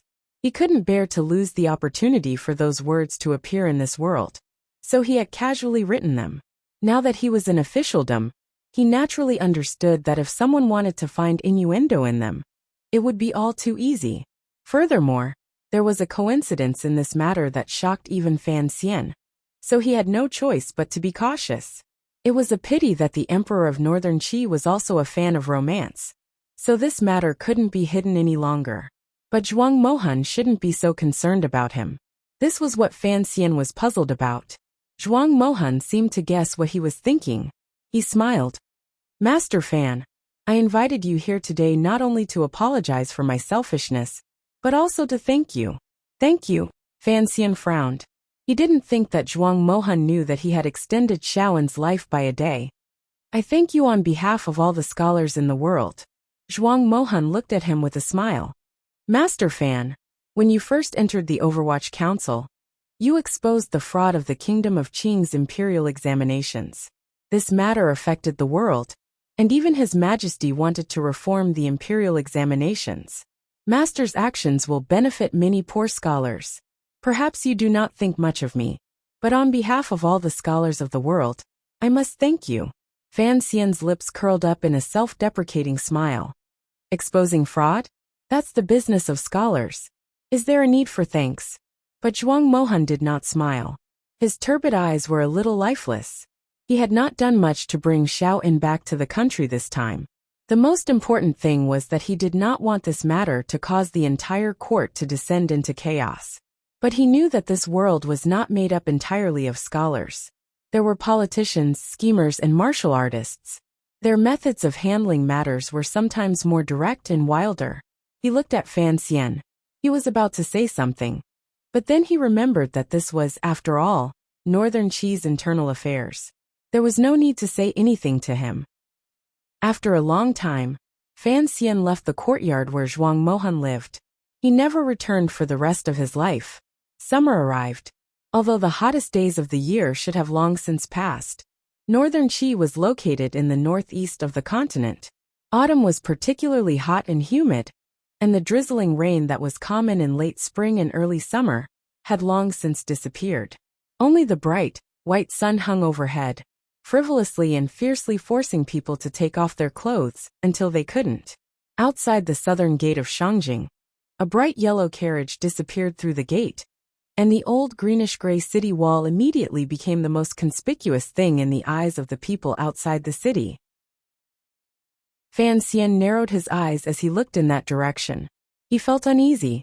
The emperor had personally come to see off the Qing diplomatic mission. This was completely against the rules. No matter how the Northern Qi officials tried to dissuade him, they couldn't stop him. So they had no choice but to send a large number of high-ranking officials and powerful officials. Even the Grand Tutor had come out of the city to see them off, giving the Qing diplomatic mission enough face. Earlier, the emperor and Fan Xian had been holding hands and chatting about everyday things, constantly thinking about the story of the stone and the like. Who knew how many gazes they had attracted? With great difficulty, they had finally managed to get this somewhat eccentric emperor to leave. Outside the city were only the officials of Northern Qi and the ceremonial guards. Fan Xian glanced around and saw Wei Hua, but he did not see Chang Ningho or Xinzhong. He felt his back was drenched. He didn't know if it was because of the emperor's fright or the sun. The auspicious hour had not yet arrived, so the diplomatic mission could not leave. He looked at the most magnificent carriage in front of the group. The great princess of Northern Qi was in it. He had only glanced at her from a distance. He could vaguely see that she was a beautiful noble, but he didn't know what her personality was like. But Fan Xian wasn't worried about the return trip. After the incident with Haitang, Fan Xian was more confident in his ability to get along with women. A cool breeze swept past, and Fan Xian immediately relaxed. He tugged at the buttons on his clothes, thinking, how could there be such a gentle breeze in this terrible weather? He turned his head and, as expected, Wang Qinian was next to him, waving his fan in a fawning manner. His face was full of sadness and reluctance. Fan Xian couldn't help but burst out laughing. It's only been a year. Why are you so sad? I'll take care of your wife and children. Don't worry. With the diplomatic mission leaving, Yan Bingyan naturally had to follow them back home. As a result, the Overwatch Council of Qing's spy network in Northern Qi was suddenly without a leader. So the Overwatch Council decided to have Wang Qinian stay in Shangjing as the minister of the Grand Herald Temple of Qing's permanent residence in Northern Qi. He would temporarily take charge of matters in the north, and in half a year, the council would secretly send officials to take over. As commissioner, Fan Xian's status in the council was special. Matters like this did not need to go through the formalities of the yamen in the capital, so it was easily settled. But Wang Qinian hadn't expected that he would not be returning with the diplomatic mission. He couldn't help but feel uneasy and disappointed. Although he knew that this experience would greatly benefit his future promotion, he still felt a little uneasy. Sir, if I don't listen to you for a day, I feel uneasy all over. Wang Qinian looked at Fan Xian reluctantly. Fan Xian smiled. Don't get into conflict with Northern Qi. Be wise and play it safe. In a year's time, I'll welcome you in the capital.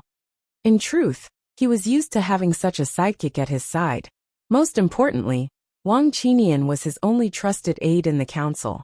Unfortunately, because he had to prepare to deal with the eldest princess's money channel, he had no choice but to stay in Northern Qi. While they were talking, a horse suddenly came out of the city gate. The person on the horse was not an official, but was dressed like a servant. He couldn't help but attract the attention of the officials.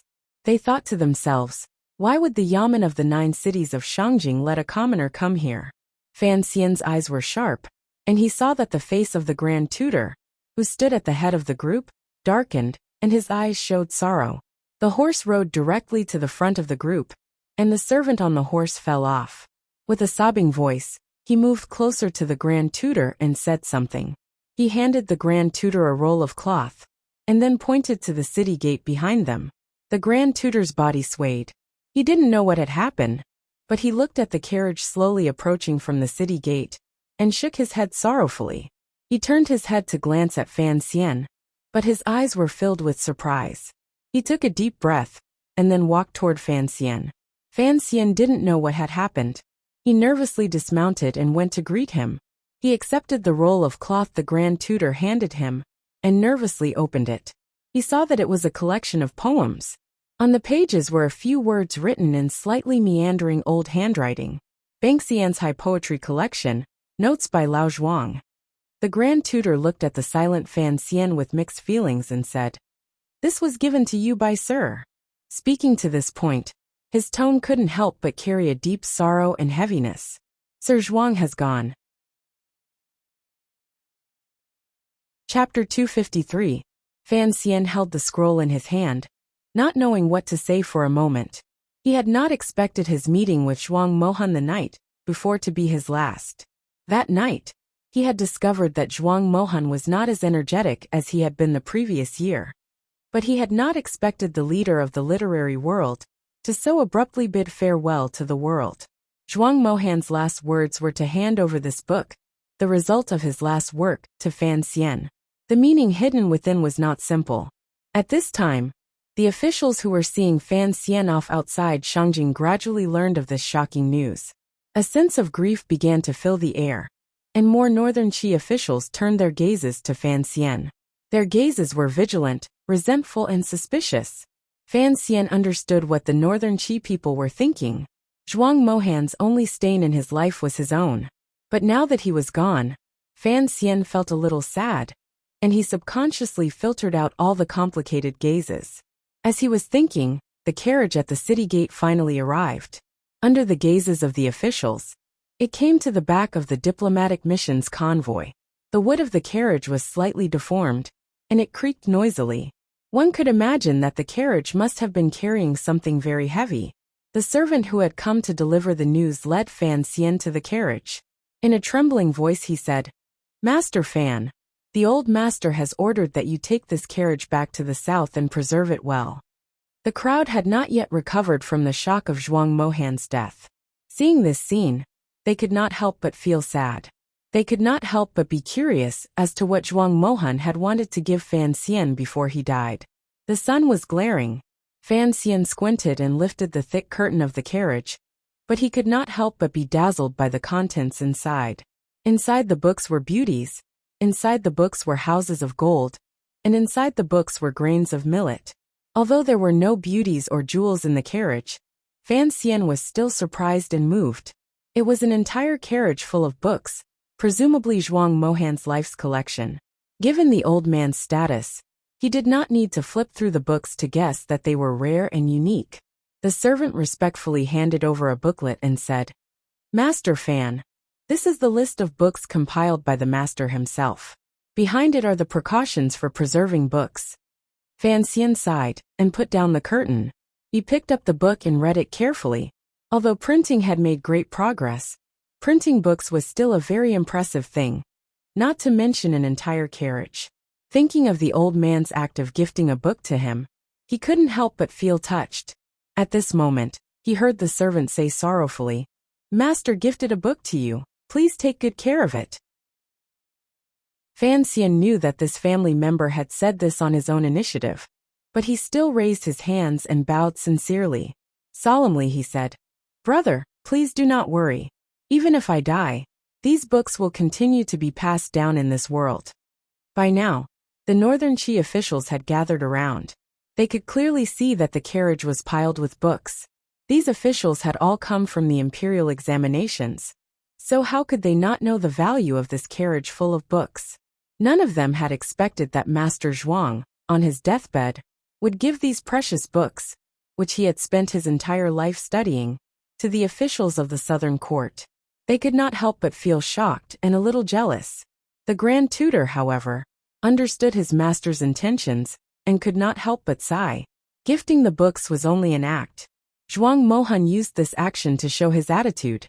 This was not just a simple gift, but a symbolic inheritance. No matter how proud the civil officials of Northern Qi were, from now on, they could no longer ignore Fan Xian's existence. And Fan Xian's position in the hearts of the world's scholars had finally been acknowledged in a certain ceremony. Fan Xian turned his head to look at the Grand Tutor and said sincerely, "It is only right that I return to the city to pay my respects. Only then will I be at ease." The Grand Tutor could not hide the sorrow in his eyes. Right now, all he wanted was to return to the city to pay his respects, and he did not have time to think about it. In addition, Fan Xian had taken the initiative to offer his respects, which comforted him, so he agreed. Unexpectedly, Wei Hua, the vice minister of the office of the Grand Herald, approached the two of them. He bowed and said in a deep voice, "The world mourns Master's passing. But Master Fan, the diplomatic mission's schedule has been set, and the ceremonial guards have been raised. We cannot return to the city." After a moment of silence, Fan Xian raised his eyes to look at the greenish-gray walls of Shangjing. It was as if he could see a faint purple light floating in the sky above. He tidied up his clothes and bowed deeply in the direction of the city. He bowed all the way to the ground, performing the etiquette of an outer sect disciple. The Grand Tutor was slightly surprised. He knew that Fan Xian's disciples' bow was enough to put an end to last year's storm, and that his act of respect had cemented Master Zhuang's monument. He felt a little comforted and returned the bow. The cannon sounded, but it was unclear whether it was a send-off or a call for the soul. Shredded paper flew everywhere, and the slightly pungent smell of smoke dissipated in a flash, like the impermanence of this world. The diplomatic mission's carriages moved slowly, following the road to the west. Behind the carriages, the officials of Northern Qi watched as the southern carriages left, and as the heavy carriage carrying books followed them. They could not help but sigh in unison. Straightening their clothes, they went back to their manners to change, and hurried to Master Zhuang's manor. Presumably, the Empress Dowager and His Majesty had already arrived, and no one dared to tarry. The Grand Tutor and the scholars, who had been personally taught by Zhuang Mohan, were crying so hard they almost fainted. The group of carriages continued forward. When the majestic city walls of Shangjing gradually disappeared into the green mountains and dense forests, they arrived at the first relay station outside of Shangjing. According to the rules, a large group of people from the diplomatic corps returning home, and the bridal party, had to settle here for the night, before continuing on their journey the next day. Fan Xian slowly dismounted from his horse and walked forward. As he passed by the carriage carrying books, he could not help but turn his head to look at it, but he resisted the urge to get on. He walked up to the luxurious carriage, painted gold and painted red, and bowed. "We have arrived at the courier station," he said respectfully. "Princess, please take a rest." After some time, a faint voice came from within the carriage. "Sir, please help yourself. I would like to sit alone for a while." This was the first time Fan Xian had heard the great princess's voice. It sounded slightly hoarse, and he could not help but feel a little strange. Then he saw the curtain of the carriage lift, and a palace maid stepped out, her eyes red. She walked to his side and said quietly, "Her Highness is not feeling well. Sir Fan, please wait a moment." Fan Xian asked with concern. Her Highness is of noble birth, and naturally cannot endure such a long journey. It is only right for her to rest. The palace maid looked at Fan Xian's handsome face, and for some reason, she felt an inexplicable sense of trust in him. She said quietly, "The princess was once taught by Master Zhuang. Today she has received this news, so she is a little sad." Fan Xian finally understood, and his gaze toward the carriage carried a trace of sympathy. It seemed that the princess was not an arrogant and willful person, and that she would not stop crying out of gratitude for her teacher's kindness. But Zhuang Mohan had passed away in the city, and the princess was in the carriage, and could not pay her respects. It was truly a sad thing to be in the royal family. He sighed. Perhaps he was thinking of his own past. He gave the palace maid a few instructions, then summoned the Tiger Guards and the core members of the diplomatic mission, and made arrangements. Only then did he enter the courier station alone. The courier station knew that the wedding procession and the diplomatic mission would be passing through, and so it had long since been cleaned up. All kinds of equipment were handled according to the rules of the palace. After a brief inspection, Fan Xian passed through the main room and quietly exited through the back door. His figure disappeared behind the tall beams behind the courier station. After a while, most of the people had entered the courier station, and the officials sent by the Ministry of Rights were very busy. Naturally, no one noticed where Fan Xian had gone. Outside the courier station, there were 2 carriages with no one alighted. One was the carriage of the eldest princess. Everyone knew that Her Highness was grieving, and naturally did not dare to disturb her. As for the officials of Northern Qi, in the other carriage was the handsome demon outside, and they paid even less attention to him. Only the Tiger Guards and Overwatch Council officials that Fan Xian had specifically left behind guarded the 2 carriages vigilantly. A small corner of the curtain of the second carriage was lifted, and an incomparably pale and cold hand beckoned. The Overwatch Council official next to the carriage immediately walked over. He leaned against the corner of the curtain and asked in a low voice, "Sir Yen, what are your orders?" Through the corner of the curtain, Yen Bingyun's handsome but exceptionally cold face appeared. "Where did you go, sir?" he asked quietly. In the diplomatic mission, there was only one person whom he could call sir. Fan Xian. The Overwatch Council official looked at him and said in a low voice, "I do not know." Yen Bingyun frowned, as if there was something he could not say. After hesitating for a while, he finally said quietly, "Along the way, has there been a woman who likes to wear light blue clothes following the carriages? She likes to ride a big red horse." The Overwatch Council official shook his head. Yen Bingyun's face showed no expression. He put down the curtain and confirmed that Lady Shen had not risked coming to see him. His mood relaxed a little, but for some reason after relaxing he felt a little gloomy. Outside the sorghum field was a lonely pavilion. Next to the pavilion was an old road that had been abandoned for many years. A carriage was parked on the road, and 2 girls stood inside. A gust of wind blew past, rustling the sorghum field. Fan Xian walked out and slowly walked into the pavilion. His eyes were gentle as he looked at the incomparably plump girl. He said quietly, "Who would have thought that after entering Shangjing, the only time we could really talk would be when we were about to leave?" Si Lily bowed slightly to him. Her voice trembled slightly. "Greetings, sir." Fan Xian did not continue speaking. He only glanced at Haitang, who was standing to the side. Haitang smiled and put her hands in her pockets. The tip of her foot touched the cracked ground beneath the pavilion, and she floated away, leaving the pavilion to the strange couple. As soon as Haitang left the pavilion, the gentleness on Fan Xian's face disappeared without a trace. He looked at Si Lily seriously. "After entering the palace, you must be careful. The Empress Dowager is not a simple character. It will not be easy to hide from her." Si Lily looked at him, and a trace of tenderness gradually appeared in her eyes. She said softly, You just want me to be careful. Nothing else? Fan Xian smiled, but did not go forward to hug her frail shoulders. Since you insist on staying in Northern Qi, why do you want to soften my heart now? Do you women find it fun to provoke us filthy things? Si Lily smiled lightly. She did not look as weak as she had in front of Haidang. Isn't that the case, sir? Although I insist on staying in Northern Qi, you spoke first. Are you afraid that I will ask you to take me back to the capital? A trace of ridicule flashed in Fan Xian's eyes.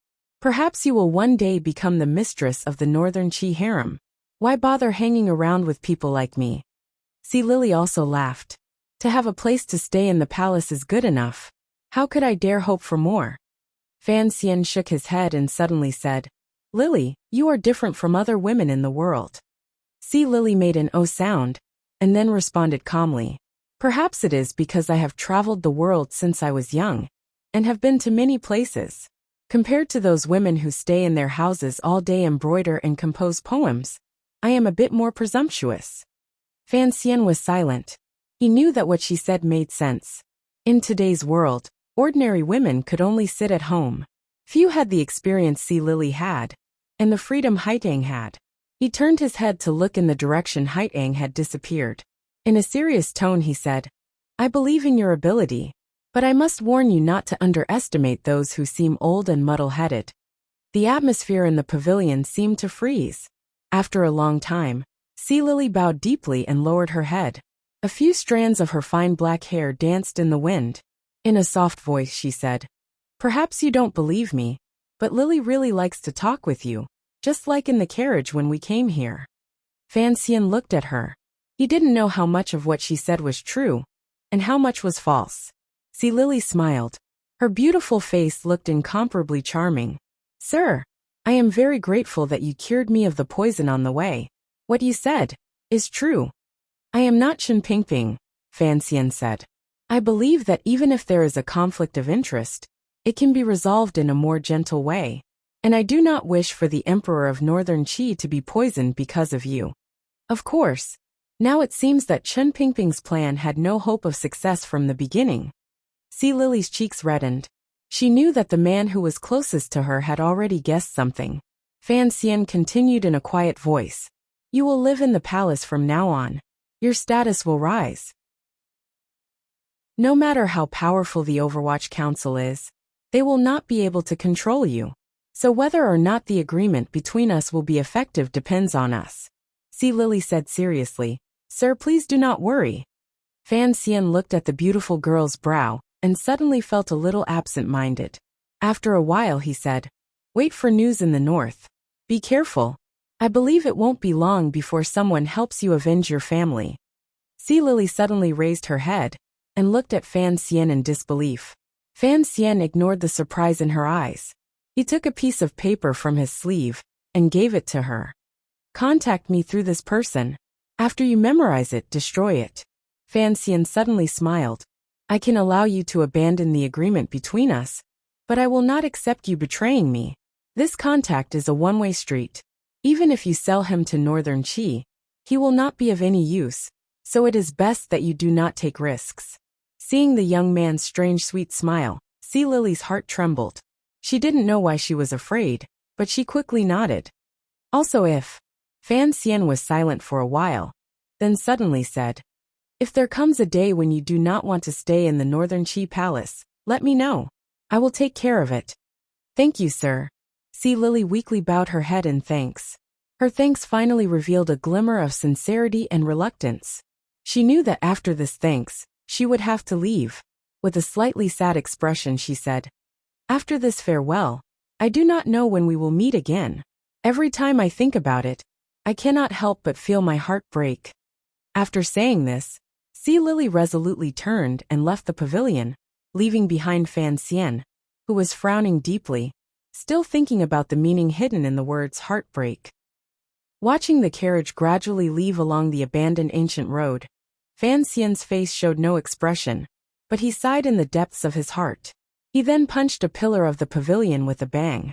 The pavilion had been in disrepair for a long time, and was already tottering on the verge of collapse. Now that Fan Xian had punched it, it creaked. A figure floated down from the pavilion. Who else could it be but Haitang? Haitang gently landed next to Fan Xian and smiled bitterly. Duo did not overhear anything.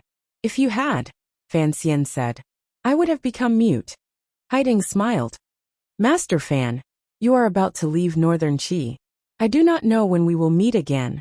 Fan Xian thought of his sister back home in the capital and couldn't help but sigh. I do not think it will be long. Where did your illustrious teacher go? He suddenly changed the subject.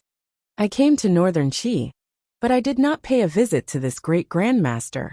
It is truly a pity. Haitang thought for a moment and decided not to hide this matter. She quietly said, 3 days before the Southern Dynasty's diplomatic mission entered the capital, teacher received a piece of wood and left Shangjing. No one knows where he went, including the Empress Dowager and me. In these days in Shangjing, you helped me hide many things. Fan Xian looked at the lonely tree at the end of the ancient road. I truly must thank you for that. So, regarding the matter of goods heading north, I am currently discussing it with Chang Ningho and Shenzhong. If that emperor of yours needs to borrow money from me, he must get rid of Shenzhong. That man looks ordinary, but he is actually a very powerful person. Haitang was silent for a moment then said, This is a secret between the two of us. Fan Xian looked at her incomparably bright eyes and said, Word by word. In this world, other than my brother-in-law, I have rarely seen a pure fool. How many people do you think the secret between us can be hidden from? Duo, on this trip to Northern Qi, you have helped me a great deal, both openly and secretly. Don't think that senior brother of yours did not notice. Haitang frowned. What are you trying to say? Fan Xian smiled. What I want to say is, since you and the emperor are preparing to escape from the shadow of the Empress Dowager, then you cannot just count on the struggles of the court, and you cannot count on an outsider like me to provide you with funds. After all, Northern Qi is a great power. If you want to completely control it, it will take years. Haitang smiled. I think Master Fan might have misunderstood something. Oh. Fan Xian smiled. What are you worried about? Haitang seemed to be talking about a different topic. I am a good student who respects his teacher. Fan Xian suddenly said. Zhuang Mohan is dead. Zhuang Mohan had students all over the world, and was revered by all. Aside from the incident last year, there was nothing to nitpick about his moral writings. Even Haitang greatly respected this old man. But she had been waiting for the diplomatic mission in the suburbs of the capital, so she did not know of his passing. Now that she heard the news, her face revealed a trace of shock and sorrow, and she did not know what to say. For a moment, there was a sense of desolation in the pavilion. After a long time, it was Fan Xian who broke the silence. Shaowen is dead. Zhuang Mohan is dead. All the great figures of the past will gradually grow old and die. Even if you are a good student who respects his teacher, I think you should be prepared for that day. Haitang stared into his eyes. Master, you seem to be hinting at something. Fan Xian smiled. I can understand the strong desire of a young man to be the master of his own house. Haitang smiled, slightly dispelling the sadness she felt after hearing of Master Zhuang's death. Why is it that when so many heavy things come out of your mouth, they seem so much lighter? Why is it that when so many dark things come out of your mouth, they immediately become incomparably bright? Because the dark night gave us black eyes, and I want to use them to find the light. Haitang tilted her head slightly. I remember you saying that you want to use it. To roll your eyes at the world. The world, Fan Xian said. This world is theirs and it is also ours. But in the end, it is ours. The thick clouds in the sky floated over, completely covering the sun. But the sun was too strong. Even so, it could not hide the bright red light that seeped through the edges of the clouds. It was as if a fairy had used her skillful hands to embroider a golden border. A gust of wind blew over from the plains, passing through the ancient path on the ground and the pavilion. Fan Xian looked at Haitang. Duo, thank you for your help these past few days. Haitang finally took her hands out of the large pockets of her coarse clothes. Somewhat unnaturally, she curtsied like an ordinary girl. Master Fan is too polite. Below the pavilion, Fan Xian stepped forward and pulled her into his arms for a hug. For some reason, Even with Haitong's extremely high level of cultivation, she was unable to avoid his hug.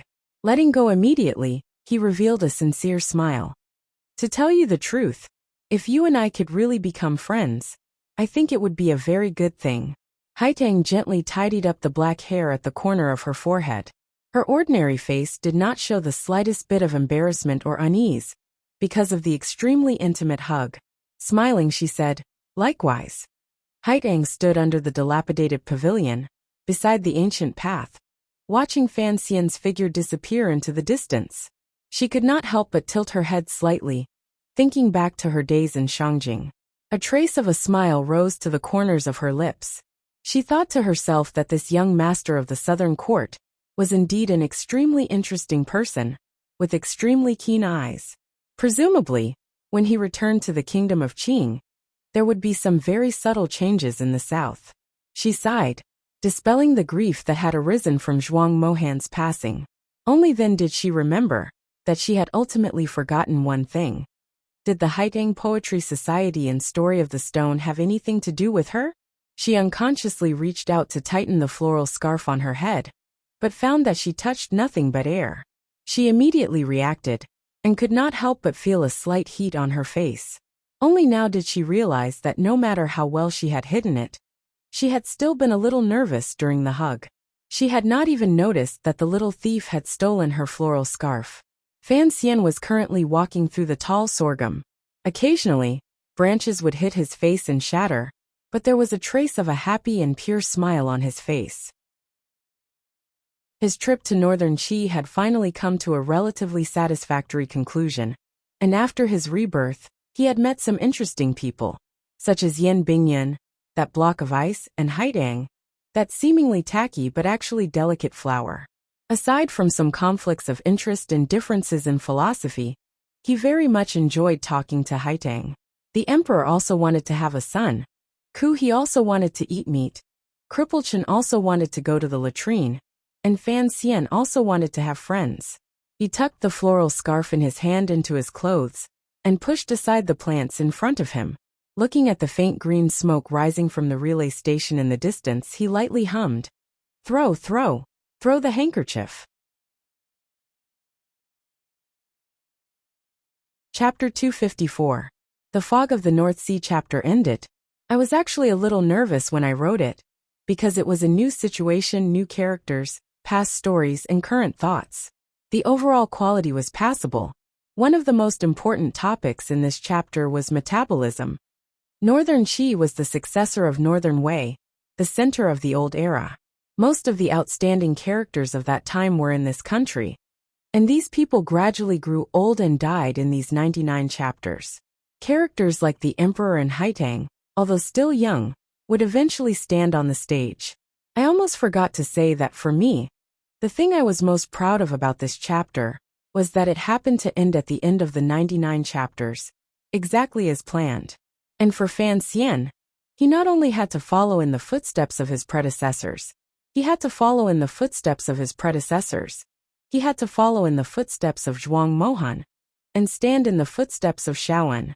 More importantly, after entering the cave, he had a clearer understanding of his predecessors, and that predecessor's affairs, and he had to gradually break away from that omnipresent feeling of encirclement. Fan Xian could only be the Fan Xian who was disgusted. Of course, the so-called self-mastery did not mean that he would not inherit. He had to do something himself, to surpass something. That was too tiring, and I would not write it like that. Aside from the core ideology of the year of Qingyu, the main objective was to make Fan Xian the most handsome second generation in all of the novels. One of my life fantasies was to suddenly inherit a distant relative's fortune, which was worth tens of billions of dollars. Did anyone not want that? Sigh, that could only mean that I was indeed very vulgar. As for what the core ideology was, I had originally planned to write the third book before concluding it, but I'll say it now. I planned to write 3 novels, and the first one was already finished. The Vermilion Bird Chronicles was about, a bad life is better than a good death. The second book of the year of Qingyu was about, living is a very rare thing, so one should live happily. The third book was about, how to live, a story about seeking life in the midst of death. It was a very nonsensical 3 principles, but sometimes nonsense was actually very reasonable. The Year of Qing Yu was a popular book, and there was no profound meaning to it. The key was to tell the story. I would not purposely use words, because words were not concise. If I did, it would be like an embroidered toilet seat. I also would not purposely ask for meaning, because Fan Xian was not Su Sanduo. He was a person with a very clear goal. The 3 representatives of the first volume had already been very clear. However, there would always be some sour and sweet emotions in the words. That could not be helped. Humans are emotional creatures, and it was inevitable that I would be biased towards certain characters and have some feelings for them. What I had was a passionate heart and the sincerity of telling a story. I had to make sure to update every day, so I didn't have time to take a nap in between. There would always be various things around me, especially after I reached the threshold of 30. I suddenly realized that there were many things in life that I had to take care of. I was originally a person with a lot of time, but now I inevitably felt that I didn't have enough time. However, these were all private matters, so I didn't intend to talk about them here and affect everyone's reading. Too unreasonable, too unreasonable. I cupped my hands and walked off the stage. Write one last sentence.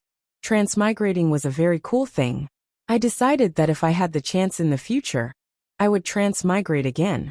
That time, I would transmigrate to a real dynasty. At worst, I would be the first to discover tobacco, chili, and white wine. As long as I had these 3 things in my life, what could I not bear? Chapter 255. It was early autumn, and above the plains to the north of the capital of the Kingdom of Qing, a patch of clouds appeared and disappeared. The people working in the fields did not raise their heads. They had no interest in watching the beautiful tricks the heavens played with the shape of the clouds and the refraction of the sun.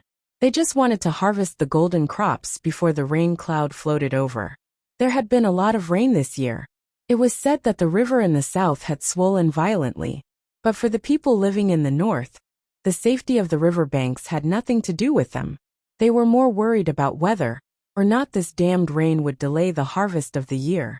Occasionally, a few fat field mice would fearlessly pass under the feet of the farmers, snatching the scattered grains in the fields. The scythes in the farmers' hands were too lazy to deal with these scourges. They focused on harvesting the grains.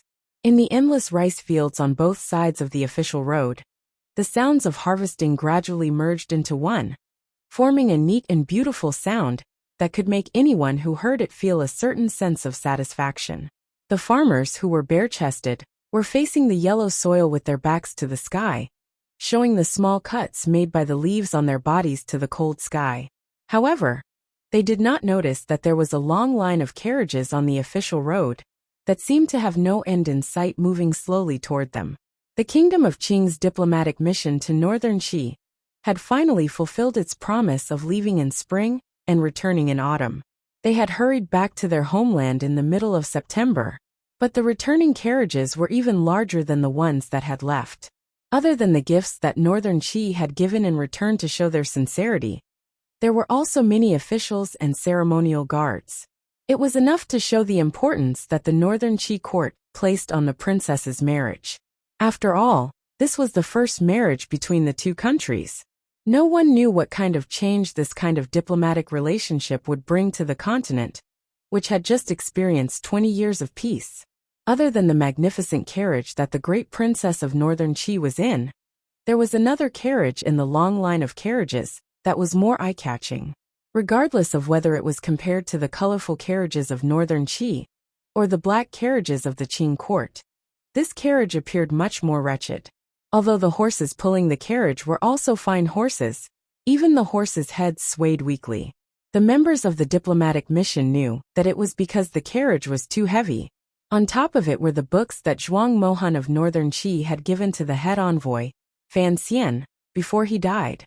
The books looked unremarkable, but they were much heavier than the eldest princess dowry.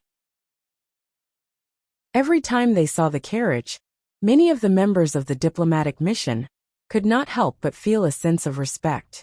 It was not only because of Sir Fan's radiant face, but also because of his scholarly style. Everyone knew that ever since they had passed through several small countries in the north and entered the border of Zhangzhou, Sir Fan had locked himself in the carriage, reading day and night. He was not even willing to come down to eat or rest. "I can't live like this anymore." Fan Xian sighed and put the book of poems from the previous dynasty back into the box behind him. The curtain of the carriage was blown shut by the wind, plunging the carriage into darkness. It was impossible to see the expression on his face, but from the sound of his voice, it was clear that Master Fan was not very willing to stay in the carriage and pretend to be a diligent literary master of the present age. The journey south had been smooth and peaceful. After the eldest princess of northern Qi had shaken off the grief of Zhuang Mohan's death, she had regained the modesty and self-respect that a noble should have. She did not cause him any trouble. On the contrary, in the courier station, in the city guard's manor, Fan Xian was able to speak with the beautiful eldest princess occasionally. They chatted about more mundane matters, and it was to relieve the loneliness of the journey. Although he did not dare to be overly courteous as an official, talking to a girl was much better than talking to Gouda and the other cold-faced swordsman, or Yen Bingyin, that block of ice. But this situation finally ended after they passed Sangzhou. It was not that Fan Xian did not dare speak to the eldest prince's future daughter-in-law upon returning to the kingdom of Qing. It was because there was suddenly one more person in the diplomatic mission, and that person's identity was a little special. Her background was a little strange, and she had an unclear relationship with one of the members of the diplomatic mission. That person had been staying in the eldest princess carriage, and Fan Xian did not want to see her crying every day. So he hid himself in the carriage, leaving the difficult problem to Yen Bingyin, Master Yin Jr. Along the way, there were reports from the Overwatch Council. Other than the few strange murder cases in the south that still had no clues, there was nothing special. No one thought that the most shocking news would come from the north. Shenzhong had died. On a rainy night, under the protection of 13 brocade guards, he had been killed by Shang Shanhu, a spear-wielding general of the military, in the middle of the street. The provost of the brocade guard, the head of Northern Qi's secret service after Xiao En, had died in such a cowardly manner. This seemingly absurd news had already been proven to be the truth. Fan Xian rubbed his temples and laughed bitterly. Thinking of Wang Qinyan's description in the report, he could not help but feel a little shocked. According to the intelligence report, on that rainy night, Shang Shanhu was clad in black armor from head to toe. He held a long spear in his hand as he galloped down the long street. With one strike of his spear, he beheaded Shenzhong, who was in the palanquin. With another sweep of his spear, he tore apart the bodies of the bodyguards around Shenzhong. It was only when he retracted his spear and galloped back to his residence that the rain on the long street seemed to dare to fall. Such a display of power was truly frightening. A peerless expert of the 9th level had used such a valiant method to directly tear apart all the conspiracies and schemes. He had used pure force to challenge the authority of the entire imperial court. Fan Xian had not expected Shang Shanhu to be such a tyrannical figure. He knew that he had still underestimated the iron-blooded nature of the military, trained on the battlefield. He could not help but feel his head ache even more. No matter how much he rubbed it, he could not alleviate it. After all, many people knew that he had played a disgraceful role in Xiaoen's escape. Even if Tan Wu had not shouted "Kill me, Fan Xian," before he killed himself, Shang Shanhu would still have blamed Xiaoen's death and the betrayal of the people of the south on Fan Xian's head. Fan Xian could only hope that Qing and Northern Qi would remain friends for generations, never to fight again, never to give Shang Shanhu a chance to face him on the battlefield. Of course, there were still many suspicious points about Shenzhong's death. After all, he was the head of the brocade guard. No matter how ruthless Shang Shanhu was, or how angry the military was, to kill him in the middle of the street was not an easy task. Furthermore, the reaction of the Northern Qi court seemed to confirm this point. After a night of silence in the palace, Shang Shanhu was placed under house arrest in the manor, and his title of nobility was taken away. Another edict shockingly pointed out the many crimes Shenzhong had committed over the years. Each stroke of the imperial edict threw the recently deceased Shenzhong into a vat of dirty water, making it impossible for him to rise again for the rest of his life. The Shen mansion was subsequently raided, and the brocade guard was purged. The military was proud and elated. Although the young emperor maintained his silence, it could be assumed that he was happy in his heart. This was because, through this incident, Shang Shanhu's resentment towards the royal family would lessen. However, a fierce tiger like Shang Shanhu was not an easy character to control. Just by looking at the fact that the palace still had Shang Shanhu imprisoned in the capital, one could tell that they were still having a headache over how to deal with him. Naturally, they could not kill him. No one wanted to bear the repercussions of the military. They could not let him go either. Who knew what would happen to him when he returned to the mountains? Fan Xian shook his head. He had not thought that after hearing his words, Haitang would act so quickly and so fiercely against Shenzhong. But after constructing the scene of Shang Shanhu killing Shenzhong in the rainy night in his mind, Fan Xian, who should have been worried about his own safety, felt an inexplicable sense of pleasure and admiration.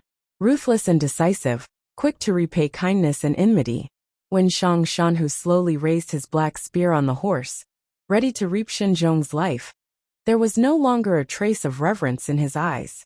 That night rain on the long street, how arrogant was it?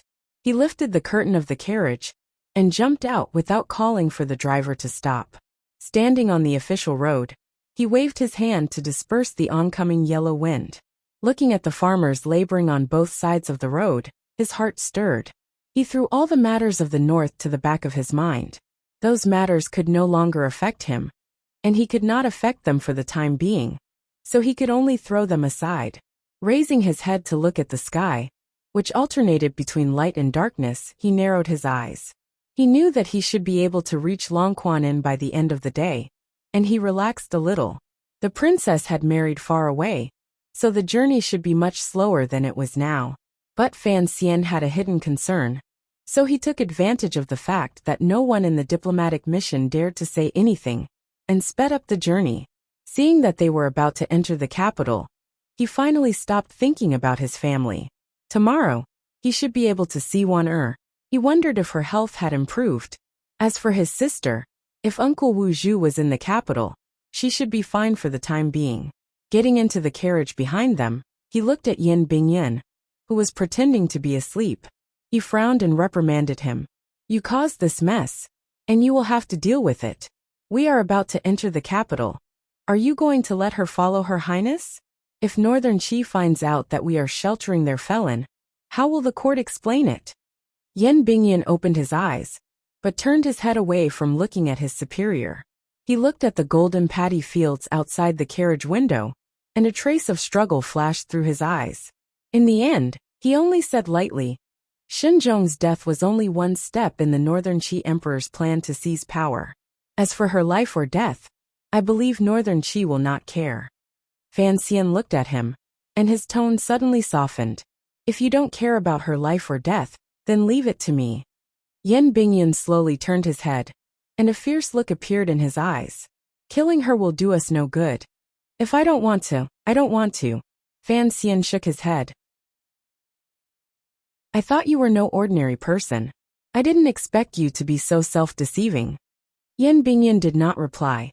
He silently turned his head away, watching the farmers reap the heavy harvest outside the window. In the luxurious carriage at the front of the group, the great princess of Northern Qi sighed. She looked at her sister, who had been very close since childhood, and said nothing. Miss Shen, who had luckily escaped from Shangjing, was currently lying on the window frame in a daze. She looked at the same scenery as Yan Bingyan, but it was unknown whether she was thinking about her lover's heartlessness, the tragedy of her family being ruined, or the sorrow of leaving the country. Chapter 256. Just as the nobles in the diplomatic mission were having their own thoughts, the carriages had already arrived at the last relay station on the outskirts of the capital. Fan Xian sighed as he looked at the ceremonial guards and the array of troops placed there. He had no choice but to put off the issue of Lady Shen until after they entered the capital. If it was just him, There was absolutely no need for this woman to stay. It was just that Lady Shun had a friendship with the great princess, and Sir Yin Bingyan seemed to feel somewhat apologetic towards her. Officials from the Board of Rites, Honglu Temple, and Taichung Temple were already waiting there. Seeing the diplomatic mission's convoy slowly approach, they tidied up their clothes and respectfully welcomed the Princess of Northern Qi from the carriage. Fan Xian thought for a moment and called Gao De over. He had him take 2 tiger guards to guard the princess carriage. He could not let the court officials discover that there was another woman in the carriage. Actually, given his current position of power, there was no need to be so careful. Master Fan, you must have had a hard journey. Master Fan, you have greatly increased the prestige of the country. His Majesty is very pleased. Now that you have returned to the capital, I'm afraid you will soon be given an important position. Old Hu, you are wrong. Master Fan is now. Amidst a wave of flattery, Fan Xian entered the relay station, escorted by the officials. The Princess of Northern Qi was resting in the inner chambers. The procession to welcome the head envoy was even grander. If one did not know Fan Xian's identity, they would certainly be puzzled as to why the Qing court officials were so respectful to such a young, middle-ranked official. Fan Xian smiled and raised his hands to return the greetings of the officials around him. He was not annoyed, but he felt a little anxious. He looked around and found that he knew most of the officials who had come to greet him.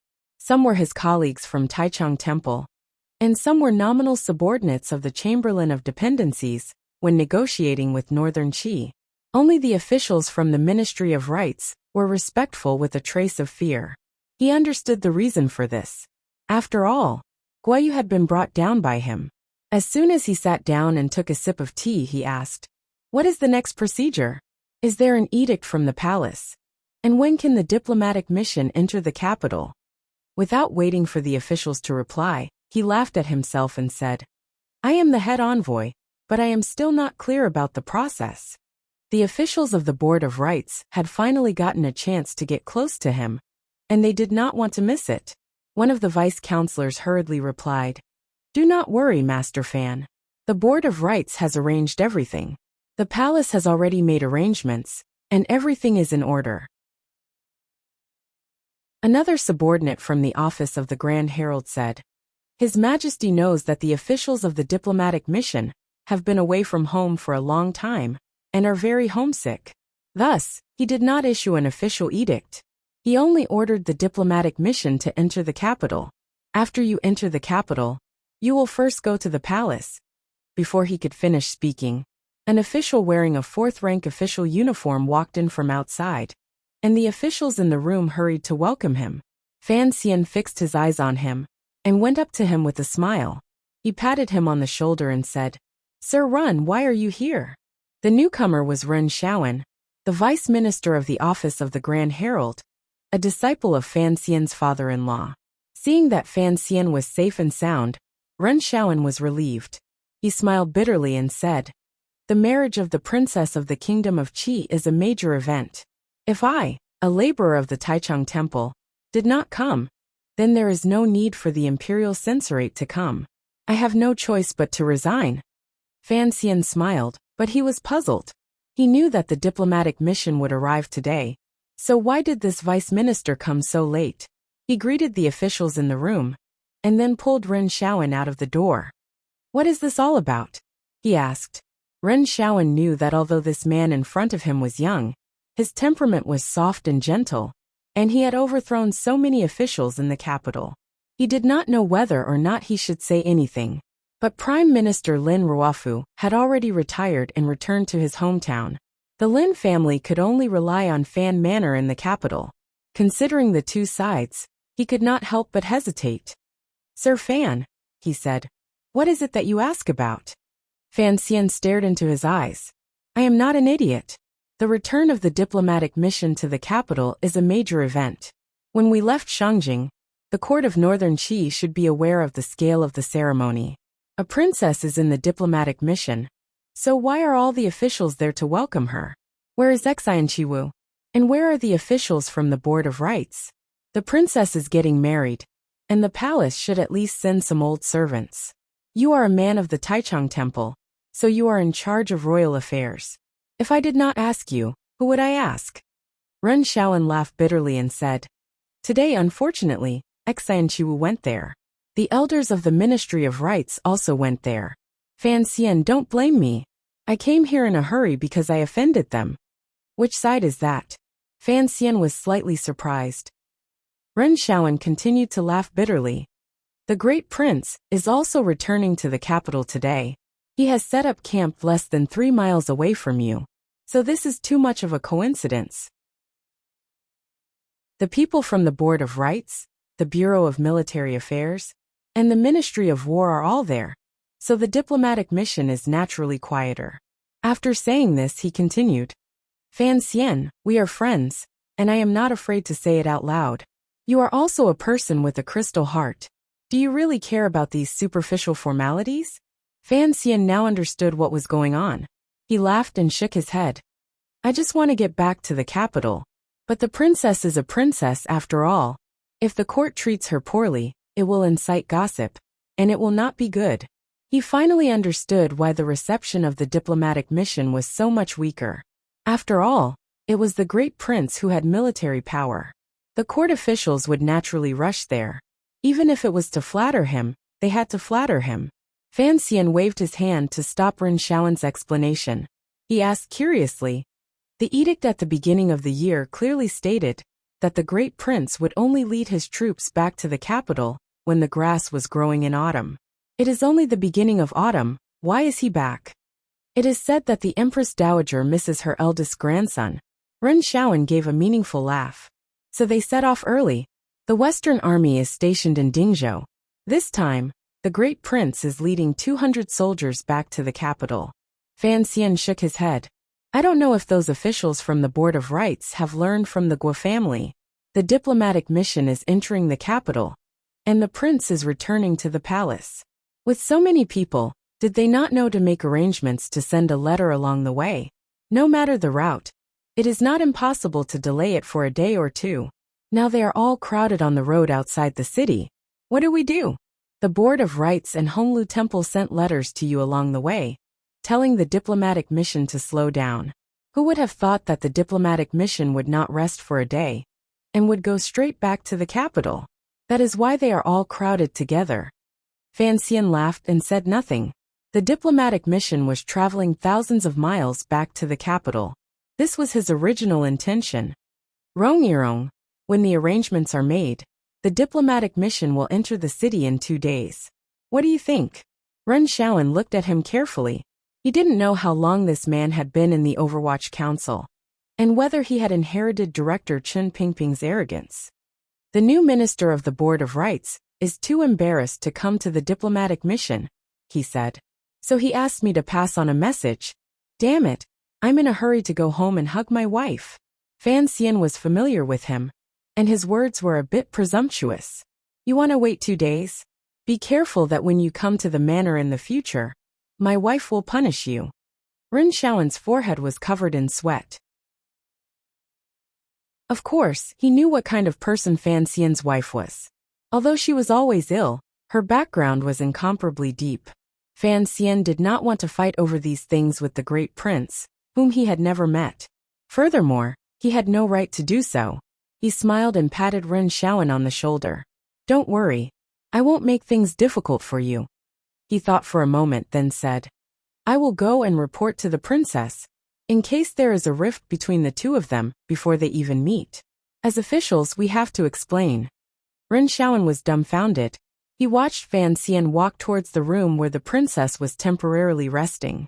He thought, what are you playing at? You don't say anything. So what if you drag things out for 2 days?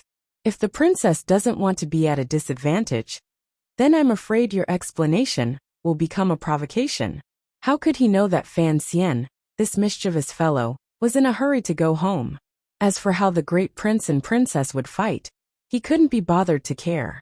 Ren Xiaoan was wiping his sweat as he waited outside. He noticed another 4th-rank official running in from outside the courier station. The official's back was drenched in sweat. It was early autumn, and it was hot and dry. He was at a disadvantage running from both sides. It was Xian Chiwu, the vice minister of the office of the Grand Herald. Seeing Ren Xiaoan there, he cupped his hands in greeting and said in a low voice, "You're early." Ren Xiaoan knew that Xian Chiwu was close to the Eastern Palace. Originally, they were not close, but after the Prime Minister's departure, the bureaucracy had placed Ren Xiaoan on Fan Xian's side. To the princes, there was no such thing as intimacy, so the two of them had become more familiar. He jokingly scolded, "With Master Fan here, if I didn't come, the princess would scold me. You, on the other hand, have always been close to him. Why have you only come now?" Xian Chiwu was a little surprised. He smiled bitterly and said, "Master Fan is not that kind of person." Thinking of the absurdity of the day, he couldn't help but laugh at himself. The Great Prince and the diplomatic mission have arrived outside the capital at the same time. I don't think the people from the Board of Rights know what to do. Even the officials of the 3 houses, 6 departments, and 4 temples are confused. Which side should they welcome first? Hearing this, Ren Xiaoan and Xian Chiwu fell silent at the same time. The scene was a little strange. After a long time, the two of them coughed twice. The reason for this was because they realized that their conversation just now had placed the Great Prince and the diplomatic mission on the same level of importance. Could it be that after Fan Xian took control of the Overwatch Council and gained a reputation for himself, he could be mentioned in the same breath as an army-wielding prince? Xian Chiwu shook his head and threw this absurd thought to the back of his mind. But he knew that since the officials were so troubled, they had subconsciously placed Fan Xian in a very high position. Well, Master Fan had only been in the capital for a little over a year, and he had already done so much. It was indeed a little surprising. Although there was a foreign princess in the diplomatic mission, the officials' true intentions were naturally to curry favor with the Fan family and the Overwatch Council. "Master Fan, you didn't say anything when you didn't see me earlier, did you?" Xian Chiwu asked carefully. Ren Xiaoan shook his head. Xian Chiwu felt a little more at ease. He smiled and said, "Actually, for the Great Prince to arrive first, I have to greet him on behalf of the Eastern Palace. After all, Master Fan is an official, and he has his own status." "I don't have any status." Fan Xian walked over and greeted Xian Chiwu. "I can't believe you were so straightforward when you drank with me, calling me brother. I've been abroad for months, and you didn't come to welcome me. I'm angry, haha." He was angry, but he was laughing. Xian Chiwu smiled helplessly. He was about to say something when he saw Fan Xian's warm smile. He said quietly, "For the sake of reason, you are the Vice Minister of the Office of the Grand Herald, and you are in charge of all diplomatic affairs. Instead of greeting the diplomatic mission, you went to greet the Great Prince. Are you going to the Bureau of Military Affairs to become a counselor?" These words were spoken calmly, but there was a hint of displeasure in them. Xian Chiwu was slightly surprised. He thought that Fan Xian should not be someone who cared about such things, and he should not be so stupid as to show his displeasure on his face. Fan Xian cupped his hands in salute to the 2 high-ranking officials of the court. He straightened his back and said, "The diplomatic mission will enter the capital today. Please make the arrangements. If the Ministry of Rights cannot find anyone, you can go and find them." There was a buzzing sound. The 2 vice ministers suddenly felt their heads swell. They had never imagined that Fan Xian would be so bold as to fight with the Great Prince. But the palace seemed to have forgotten about this matter. There was no decree. If the diplomatic mission wanted to enter the capital first, it was not a big problem. The problem was, the Great Prince was there. Ren Xiaoan coughed and looked at Fan Xian. He wanted to remind him that Xian Chiwu was a follower of the Crown Prince, and that he should not show such disrespect to the Great Prince in front of him. But Fan Xian accepted all of his flirtatious glances. He still smiled and said, "The diplomatic mission will enter the capital first. This is the wish of the princess. You go and make the arrangements. As for the Great Prince, let them wait." Having said this, he flicked his sleeves and left the relay station, instructing his subordinates to begin preparations for their entry into the capital. He left the 2 stupefied vice ministers behind him, wondering just what kind of person he was. He dared to fight with the Great Prince. The expression on Xian Chiwu's face kept changing. In the end, he gritted his teeth and said, "The palace has not said anything. I don't care." Ren Xiaoan asked curiously, "If you don't care, where are you going? You are a vice minister of the office of the Grand Herald. If you do not care about the diplomatic mission's entry into the capital, be careful that people do not accuse you." Xianqiwu smiled and said, "I don't care about the Great Prince. This is my duty. Even if the Great Prince is not happy, I have an explanation. I will go with the diplomatic mission. But Yu Taichung Temple is in charge of the royal family. On one side is the emperor's son, and on the other side is the emperor's future daughter-in-law. Which side are you going to care about?" Ren Xiaoan cursed him countless times in his heart, but he had a close relationship with Fan Xian. He could only shake his head and hurry to the Great Prince's side.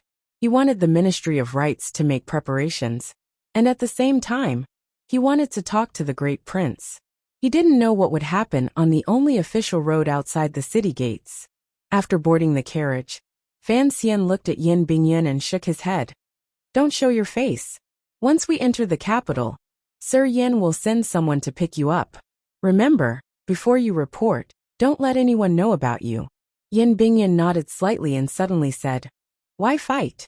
He is the Great Prince, the Emperor's son. What right do you have to fight with him? You are not a stupid person. Why would you do something so stupid?" The prince. Fan Xian sat beside him and waited for the carriages to depart. He smiled and said, "Is this thing very rare?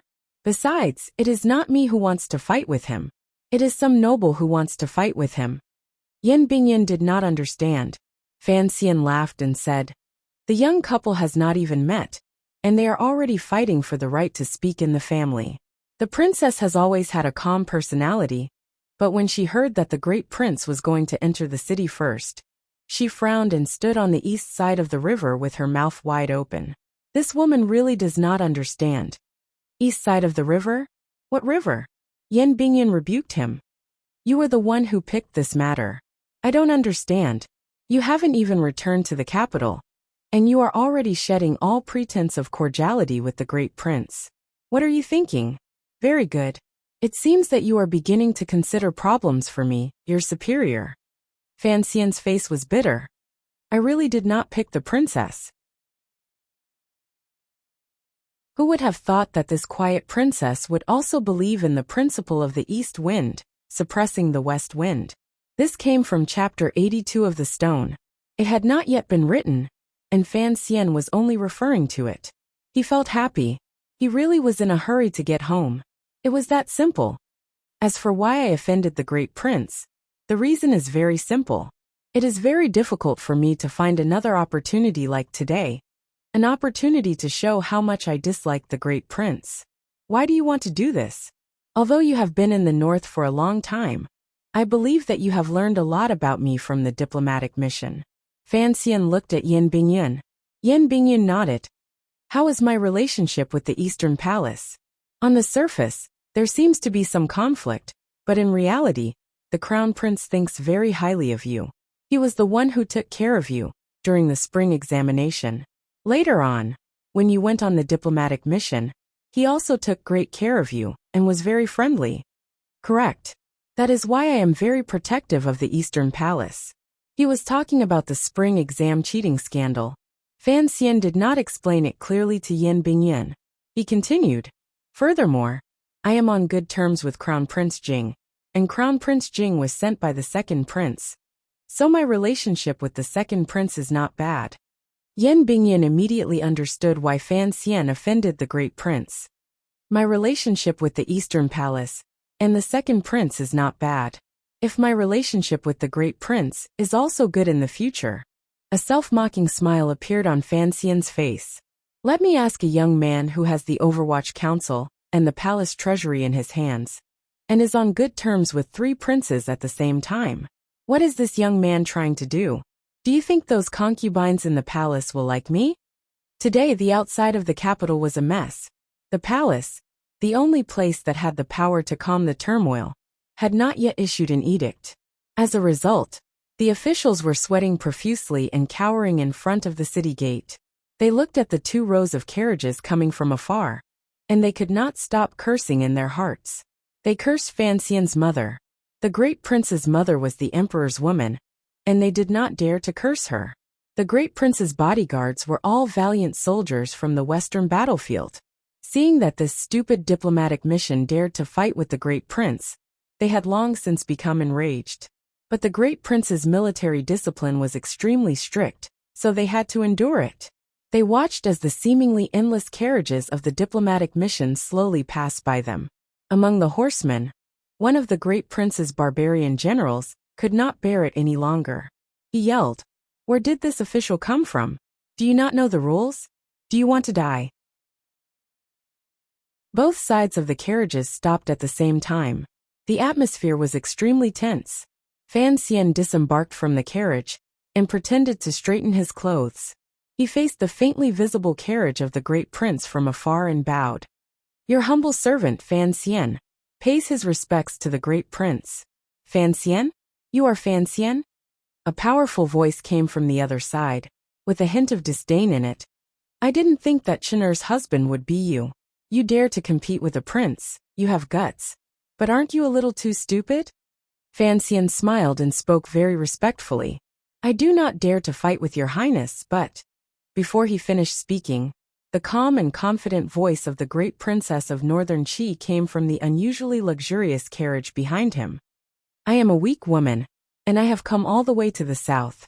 Does your highness insist on me staying outside the city for a few more days?" The great prince's bodyguards were stunned. It seemed that they had just remembered that there was a noble person in the diplomatic mission. This woman would soon become the great princess, the mistress of these people. Fan Xian glanced at the great prince's horsemen. This was a family matter, and he would not interfere. Chapter 257. The great prince had been fighting outside for many years. Although the Western barbarians were no longer as fierce and barbaric as they had been in the past, the battlefield was, after all, filled with wind and snow. Knives were stained with blood. After a few years, this prince was very different from his brothers in the capital. He had fewer empty words and more ruthless military temperament.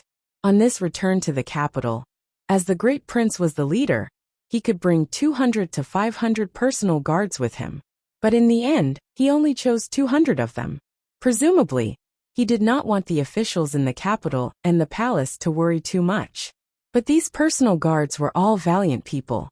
At this time, they were fighting with the diplomatic mission and could not suppress their murderous aura. These 200 personal guards rode on horses with arrogant and disdainful expressions. People who came from the battlefields would always find these civil officials displeasing to the eye. But these hundreds of eyes looked toward the carriage. They knew the identity of the person in the carriage and did not dare to say anything. The person in the carriage was the future imperial concubine. No matter how straightforward these vicious people from the Western army were, they would not be stupid enough to offend their future mistress for the sake of fighting for passage. The director of the Board of Rites came out 10 li from outside the city. At this time, of all the officials present, he was the most senior and had the highest rank. In the midst of the awkward silence, he uncomfortably stood up and prepared to smooth things over. He said a few words, but in the midst of the neighing of the horses, not many people heard him clearly. A series of neighs suddenly rang out. The cavalry of the Western Army's personal camp parted like flowing water. The dozens of steeds were controlled with extreme precision, creating a large space on the not-so-wide official road. Amidst the clattering of hooves, a general clad in profound armor came forward on horseback. Fan Xian was standing beside the great princess carriage. His brows furrowed slightly, and he was about to move out of the way. Unexpectedly, the horses of the great prince's bodyguards took advantage of the opening of the path and charged straight over. These soldiers had been outside for many years and did not know what kind of person Fan Xian was. Earlier, they had seen this handsome young man speak, and they were already full of anger. Now they wanted to frighten him to the ground and humiliate him. Thus, the large horses in front of them brushed past Fan Xian's body. It looked extremely dangerous. Fan Xian wore a smile on his face. He bowed slightly to the general on the horse, completely ignoring the jumping, neighing, and provoking steeds beside him. Your subject Fan Xian greets your highness. The one galloping over was the great prince of Qing Kingdom. His eyes were bright and spirited, and there was a natural murderous intent in them. His brows were straight, his nose was straight, and his cheekbones were slightly high, but they did not appear ugly. On the contrary, there was a hint of valiance about him. The great prince sat on his horse, his entire body reflecting light in his armor. He looked like a god, and no one dared to look directly at him. Thus, Fan Xian did not look directly at her. He only smiled shyly and slightly lowered his head in greeting. It seemed that the great prince had not thought that the civil official in front of him, who appeared somewhat reserved and lowly, was the most popular person in the capital, Fan Xian. He couldn't help being slightly startled and suddenly said, "This June? Why is he smiling like a woman?" The great prince's temperament was straightforward, and he was just not in the mood to speak. However, his personal guards at his side heard it, and thought that their master was purposely humiliating this civil official, who dared to compete with them for the road. So they all began to laugh. Their laughter rose to the sky on the outskirts of Jingdou. There was an indescribable feeling of disdain. The great prince was slightly startled, but he was too lazy to care. A trace of a smile rose to the corners of his lips. And those proud horses were getting closer and closer to Fan Xian. He could already hear the sound of the steed's nostrils flaring. A few long horse faces closed in on him. It was the great prince's personal guards, who wanted to use their horses to force the diplomatic group off the road. Fan Xian frowned slightly. He had not expected that the great prince would not give face to his future wife, and it seemed that he would not give face to his distant brother-in-law. Seeing the horse faces getting closer and closer, the excitement in the eyes of the huge horses gradually grew. He knew that these war horses were not easy to control and were bloodthirsty. He couldn't help but sigh in his heart and prepare to temporarily retreat. In any case, he had already achieved his goal of making enemies with the great prince. There was no need to truly turn against him. Fan Xian had never had much to do with the military, and this was one of his biggest weaknesses. If the old generals of the Bureau of Military Affairs thought that he was purposely trying to make the Western Army lose face, he was afraid that in the future, he would not have an easy time in court. That was what he thought, but he forgot that his subordinates did not think the same way. Seeing that the commissioner was in danger, the Overwatch Council officials and swordsmen hidden in the diplomatic group all revealed themselves. Like a dozen wisps of smoke, they wandered out, either standing on the carriages or finding high ground on the side of the road. They all raised the crossbows in their hands and aimed them at the approaching horses. This cannot be done. The director of the Board of Rights was shocked. Using force outside the capital? If news of this were to spread, how could the court maintain its reputation? Naturally, he would no longer be the director of the Board of Rights. Would the great prince have any good to do? Even if Fan Xian had the backing of the Overwatch Council, would the emperor not reward him with a paddle? Only now did the welcoming officials react. Seeing the cold faces of the Overwatch Council officials, they remembered Fan Xian's frightening identity. One by one they shouted, "All of you stop! What nonsense!" The great prince looked at this scene coldly. For some reason, he found this Overwatch Council dog called Fan Xian to be much more pleasing to the eye. In his heart, anyone who dared to face him directly was someone with guts. At this moment, Fan Xian was secretly complaining. These Overwatch Council officials had been trained well by him along the way. He did not think that at this moment, they would be worried about his safety and not care about the face of the court. They dared to aim their crossbows at the Western Army heading east. It must be known that these soldiers had fought for the country for a long time. If news of this got out, even the old cripple Chun would be upset for a while. The great prince laughed. It seemed that he could see the worry in Fan Xian's heart, and was ready to see how he would deal with this matter.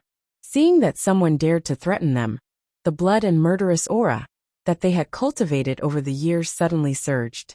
They roared in unison, raised their spears and drew their bows, and surrounded the front of the diplomatic group. At the same time, the horses had already surrounded Fan Xian. Fan Xian raised his hand and bent his middle and ring fingers. Surrounded by the horses, he made a clear gesture. After the Overwatch Council officials and swordsmen saw this gesture, their faces were expressionless. They put away their crossbows, dismounted from their horses, and returned to their ranks. They did this in unison, without the slightest hesitation. The great prince rode on his horse. His expression did not change in the exposed half of his face, but in the depths of his heart, he was somewhat shocked. This seemingly weak official in front of him was actually so strict with his subordinates. In such a situation, with one gesture, he could have everyone immediately stop.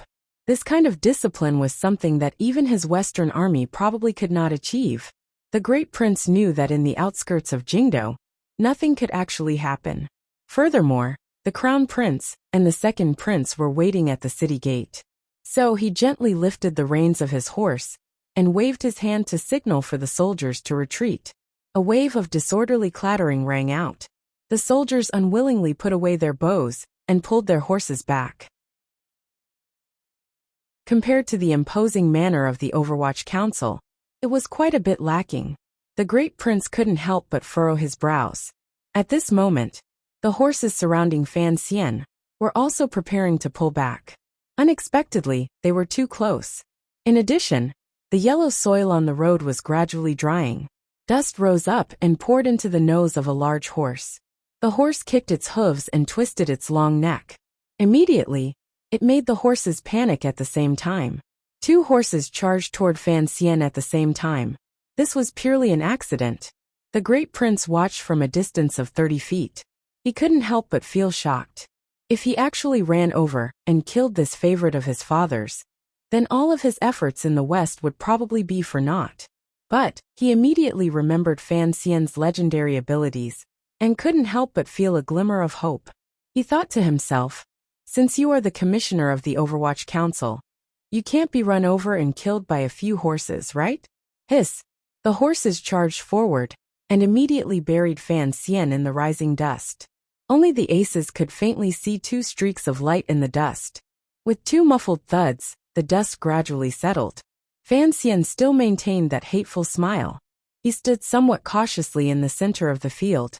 The two startled horses swept past his body and collapsed to the ground. The rider seemed to have fainted, but the two horses were not so lucky. The heads of the horses had already flown far away with two spurts of blood. The bodies of the horses shook the yellow soil on the road. Behind Fan Xian, two machete men dressed in brown clothes held tightly to long knives. Their faces were cold, and their eyes were cold. They looked at the great prince's personal camp not far away. Two knives came down together and beheaded two horses. What a fast knife, and what a fast attack. The great prince's eyes narrowed slightly. Looking at the two machete men behind Fan Xian, he didn't know why, but he felt that their attacks were somewhat familiar. His fingers gently tapped the armor on the outside of his thigh, making a slight clanging sound. Looking at Fan Xian, he said word by word, "Sir Fan is indeed powerful. I have fought for many years. I did not think that as soon as I returned to the capital, I would have two horses beheaded by you in front of everyone. So this is how the court welcomes soldiers home." Fan Xian sighed and raised his hand to cover his mouth and nose. It was as if the smell of the horse blood was a bit piercing. He explained, "Your Highness, even if you gave me 1,000 guts, I would not dare to kill your Highness's war horses." Only now did he realize that although this prince was crude, he was not stupid. Every word was connected to him. Only when he heard the great prince refer to himself as "Your Highness," did he remember that when the great prince was ordered to return to the east, the emperor had already made the great prince a king. This was the first of all the descendants of the royal family to be made a king. Thinking of how he had greatly offended him today, Fan Xian couldn't help but furrow his brows. As the great prince's expression gradually grew cold, his personal guard at his side walked forward and said something. Hearing these words, the great prince's gaze focused. Looking at the two machete men behind Fan Xian, he furrowed his brows and said, "So they are tiger guards." Gao De said in a low voice from behind Fan Xian, "The one beside the great prince is a tiger guard." Fan Xian raised his eyebrows and asked, "You know him?" "I do not, but I know," Gao De replied in a low voice. The horse blood on his long knife was still dripping down. Fan Xian said, Since you are a tiger guard, how can you be so rude to the great prince? Gauda said in a low voice. Young master, the emperor has decreed that I only need to protect you. As for who the other party is, there is no need to consider. The two of them spoke very quietly. A strange expression suddenly appeared between Fan Xian's brows. After a moment of silence, he suddenly bowed to the great prince's horse and did not say anything more. At this time, the great prince's personal guards had long since carried the two unconscious soldiers back. They were only waiting for the prince's order to rush over and give the diplomatic mission a good beating. At this moment, the great prince sank into silence. Suddenly, the great prince rode up to Fan Xian's side. He lowered his body slightly and said in a low voice, I like your temper, but it is inauspicious for you to kill a horse. After you enter the capital, be careful that I make trouble for you. Fan Xian looked at this man and sighed. Great prince, this really has nothing to do with me. Please understand, your highness. The great prince snorted coldly. As a member of the royal family, he naturally knew the authority of the tiger guards. He thought that it was the bodyguards his father had arranged for the diplomatic mission, and that it had nothing to do with Fan Xian. But deep in his heart, he was still extremely angry. It was my idea. If your highness is dissatisfied, please do not make things difficult for Sir Fan. After a long period of silence in the carriage, the princess's voice finally rang out again. At this time, all the officials surrounded them. Ren Xiao and held Fan Xian's hand. Xanchuwu held the great prince's leg, and the eunuchs of the palace tightly gripped the reins of the great prince's horse. The minister of rights blew his beard and stared, scolding the hateful soldiers back. There was also an elder of the Bureau of Military Affairs, who acted as a mediator. In short, the kingdom of Qing was mobilized to surround the great prince and Fan Xian, turning hostility into friendship and hostility into peace. With so many officials surrounding them, the conflict between the diplomatic mission and the Western Army naturally had to end. Otherwise, if an elder were to be injured, it would be equivalent to not giving face to the royal court. What was the royal court? It was not the 3 ministries, 6 departments, and 4 temples. It was the face of all the officials. At this time, it seemed that something had happened in the distance at the city gate. Finally, there was a reaction. A rider arrived in a cloud of dust.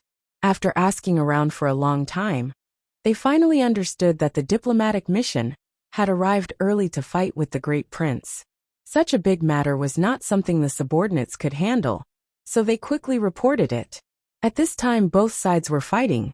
Even if Fan Xian wanted to retreat, the princess in the carriage and the officials of the diplomatic mission did not want to retreat either. They insisted on entering the city before the great prince. But today, the great prince had lost 2 horses and had lost a lot of face. If he did not know that the tiger guards were his father's trusted aides and could not be ordered around by an official, he would have given the order to open the way. But at this time his temper had been roused. How could he let the diplomatic mission enter the city first? What bullsh*t princess?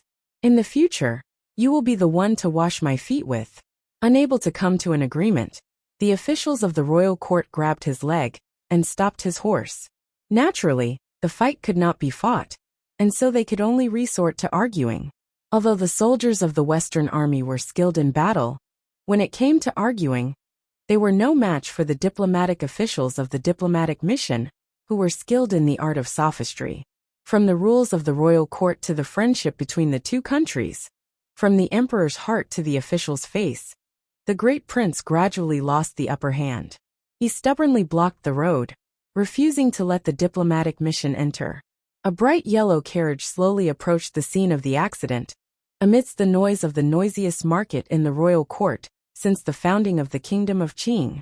Finally, someone noticed it and quickly stopped talking. By this time, Fan Xian had already retreated to the side of Yin Bingyun's carriage and was saying something. With Yin Bingyun's reminder, he immediately noticed the carriage and rushed forward to greet it. He tidied his official robes and followed the officials beside him in saluting. Greetings, Your Highness. The crown prince had originally been waiting at the city gates to welcome the great prince back to the capital, according to the emperor's imperial edict. He had no idea that there would be such a ruckus, and so he had no choice but to come personally to mediate. Seeing that the crown prince had arrived, the great prince did not dare to scold him. He quickly dismounted, put on his armor, and walked in front of the crown prince's carriage. He was about to kneel. At this point, the crown prince had already gotten off the carriage. He hurriedly stopped him from kneeling down. He continued to say, "Big brother, you have armor on you. There is no need to bow. Furthermore, you are my elder brother. How can I allow you to bow to me?" The great prince's temperament was quite straightforward. The crown prince said he could not bow, so he did not bow. He straightened up and took off his helmet. Although the officials of Taichung Temple and the Board of Rites were muttering to themselves, this was a matter between the two brothers. Since His Majesty did not care about such etiquette, they as officials had no right to say anything. The crown prince looked at his elder brother's face and spoke with some emotion. Big brother has been fighting for the country for many years. He has been exposed to the elements and has lost weight.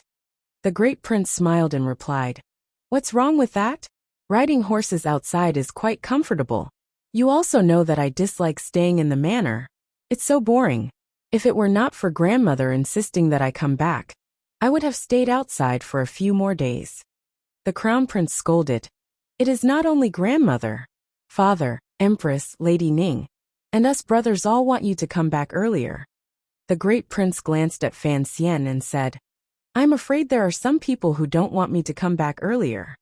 The crown prince saw that his expression was not happy and asked what had happened. He couldn't help but laugh. This laughter was a bit strange. The officials did not know what the crown prince was playing at. They saw the crown prince gently wave his hand and have Fan Xian come over.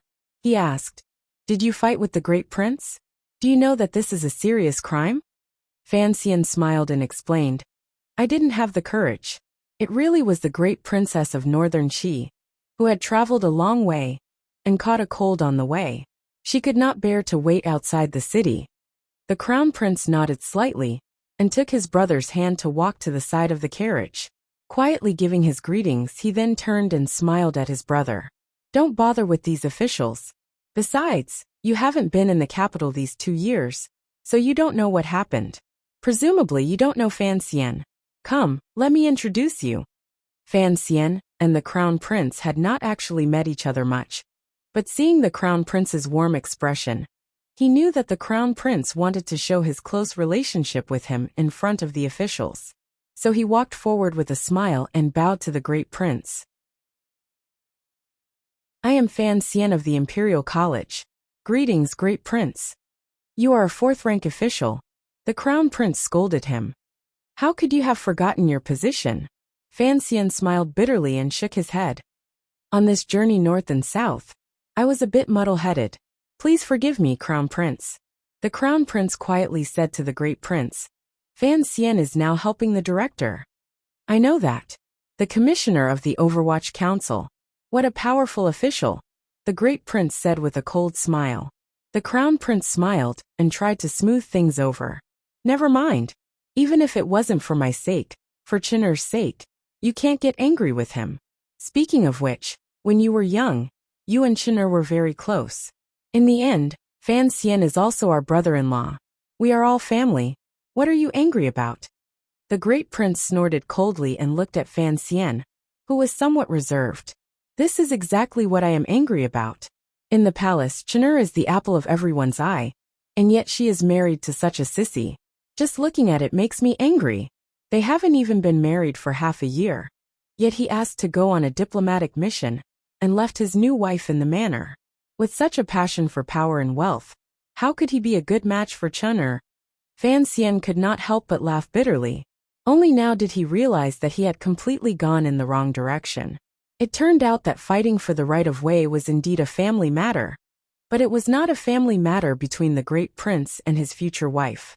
It was a family matter between the great prince and his brother-in-law. Chapter 258. In the end, Fan Xian just smiled without a trace of arrogance.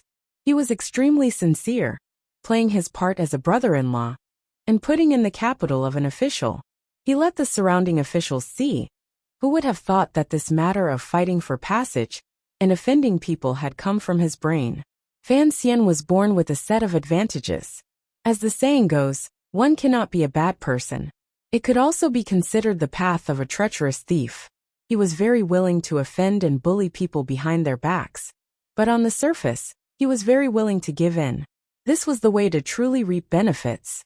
For example, the eldest princess had been tricked by him several times and forced out of the palace by letters. But to this day, she still did not know that the mastermind behind the scenes was her son-in-law. She thought that this son-in-law would only suffer in silence and would still listen to her in the north, not daring to turn against her. He had always believed in one thing. It was good to be flamboyant and arrogant, but he had to be low-key flamboyant and eat pork in silence. It was said that those who could be moved must be moved, and those who could not be moved at the moment. He would not move even if you beat him to death. Naturally, the great prince was someone he could not touch at the moment. But today, he just had to fight with the great prince. This was already a great rebellion. Naturally, no one knew that he was doing this purely for the emperor in the palace to see. The great prince, who had a straightforward personality, was without a doubt the best acting target. Perhaps only Chun Pingping, that old fox, could guess a little of this. In the end, under the mediation of the crown prince, the two sides came to a compromise. The vanguard of the diplomatic mission and the great prince's personal army entered the capital together. But this was not in accordance with the rules and made the director of the Board of Rites angry. It made the face of Taichung Temple full of fear. How to arrange the guards of honor became a big problem. The crown prince looked at Fan Xian and did not say anything, but he did not know where he came from. He pretended to scold him. "You are also making trouble." It was clearly agreed that the diplomatic mission would arrive in the capital the day after tomorrow. Why did you suddenly arrive early? You left the court with no arrangements and caused all this to happen. Fan Xian smiled. I am also in a hurry to go home. Your Highness, please forgive me this time. Who knows if there will be an imperial censor who will accuse me tomorrow. In fact, he also felt strange in his heart. After not seeing him for a few months, the Eastern Palace Master's complexion was much better than before. The slight timidity and gloom were no longer there, and his face was glowing. He did not know what good news he had received. Of course, he did not know that after the eldest princess left the royal palace and returned to Xinyang, one of the two mountains that had always been pressing down on the crown prince had suddenly disappeared. His mood immediately brightened, and in addition to the emperor's many comforting edicts, the crown prince's days were much better than before. In the hearts of the officials, they always thought that the crown prince had it easy, and the second prince must not be too comfortable. But at the city gate, when the crowd looked at the second prince, who was in the tent preparing to welcome the great prince back to the capital, they did not see a trace of unease on the face of this elegant nobleman. Instead, it was the young fellow by his side that attracted even more attention. This was the emperor's youngest son. The emperor had given birth to a total of 4 sons. The crown prince was not one of them. So this was the third prince, who had been raised deep in the palace. This year, he was only 9 years old. This time, when the great prince returned to the capital, the emperor had ordered all the princes in the capital to come out and welcome him. This was a show of respect. At the same time, this young prince, who had never appeared in front of the court officials, had his first opportunity to make an official appearance. The second prince held the young prince's hand and bowed to the great prince. The great prince seemed to have a good relationship with the second prince. He stepped forward and gave him a bear hug, then rubbed the little fellow's head. In a rough voice he said, "How did you grow so tall?" The little fellow giggled, and his face revealed an innocent expression. He replied, "In the future, when I grow as tall as you, I will go out and fight the Hu people." This young prince's birth mother was a sister of the Fan Manor's Lady Lu, so in a roundabout way, he was somewhat related to Fan Xian. But when Fan Xian looked at this young and beautiful young prince, and saw the innocent smile on his face, his heart skipped a beat. He saw a trace of self-control in his innocent smile that did not match his age. Involuntarily, a slight smile rose to the corner of his mouth. He thought to himself, I have been pretending to be innocent and bashful since I was young. How dare you play this trick in front of me? Fan Xian really is selling a smile without knowing it. Naturally, the second prince also knew what had happened earlier. He smiled bitterly at Fan Xian. I say, brother-in-law, I think all the officials in the capital should thank the heavens and earth, if you can make less trouble one day. Fan Xian's smile seemed even more bitter than a gold thread. He explained, it is really the princess of Northern Qi's will. I am just a mere official in Enji. How could I be so daring? The crown prince frowned imperceptibly, as if displeased with the second prince's tone of voice when he spoke to Fan Xian. He said lightly, Second brother, the ceremony is not finished. Let us address each other by official rank. This was a bit unreasonable. Earlier, the crown prince of the Eastern Palace had called Fan Xian brother-in-law quite affectionately, but now he refused to let the second prince call him that. The second prince's expression was as usual. He chuckled and made a sound of acknowledgement. He moved closer to Fan Xian and lowered his voice. Before the spring examination, I told you to go back to the manor and ask Chun'er what she called me. Did you ask her? Only now did Fan Xian remember that matter. He shook his head and smiled. Your Highness also knows that something happened during the spring examination. I forgot for a moment. Today when I return to the manor, I will ask her. The second prince smiled and said nothing more.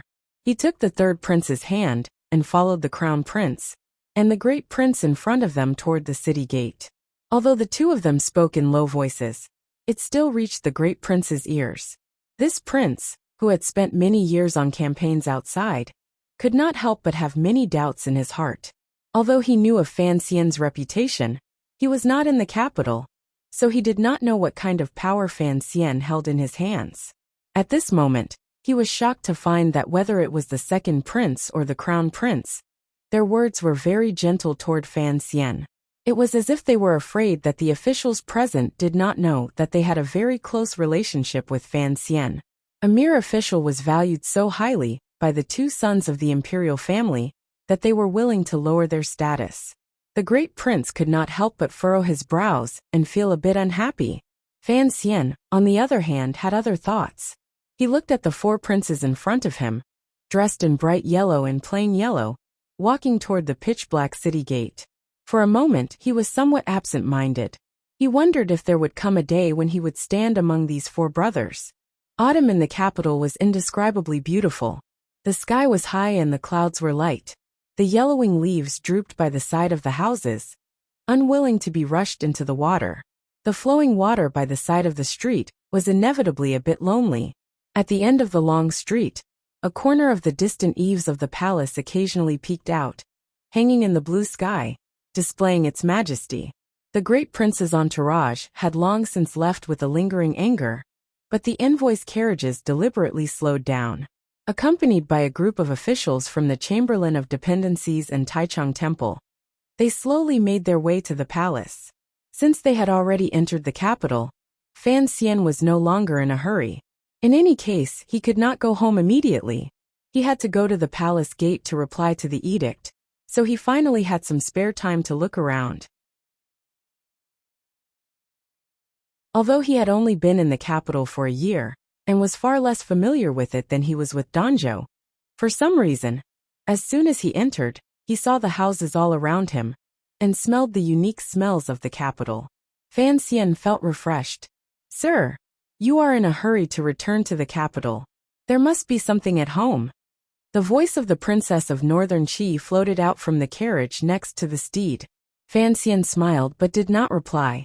He knew that she was deliberately trying to befriend this seemingly ordinary, but actually important official. But along the way, the two of them had communicated enough. Now that he was in the capital, he had many eyes and ears around him. It was best to avoid this last encounter.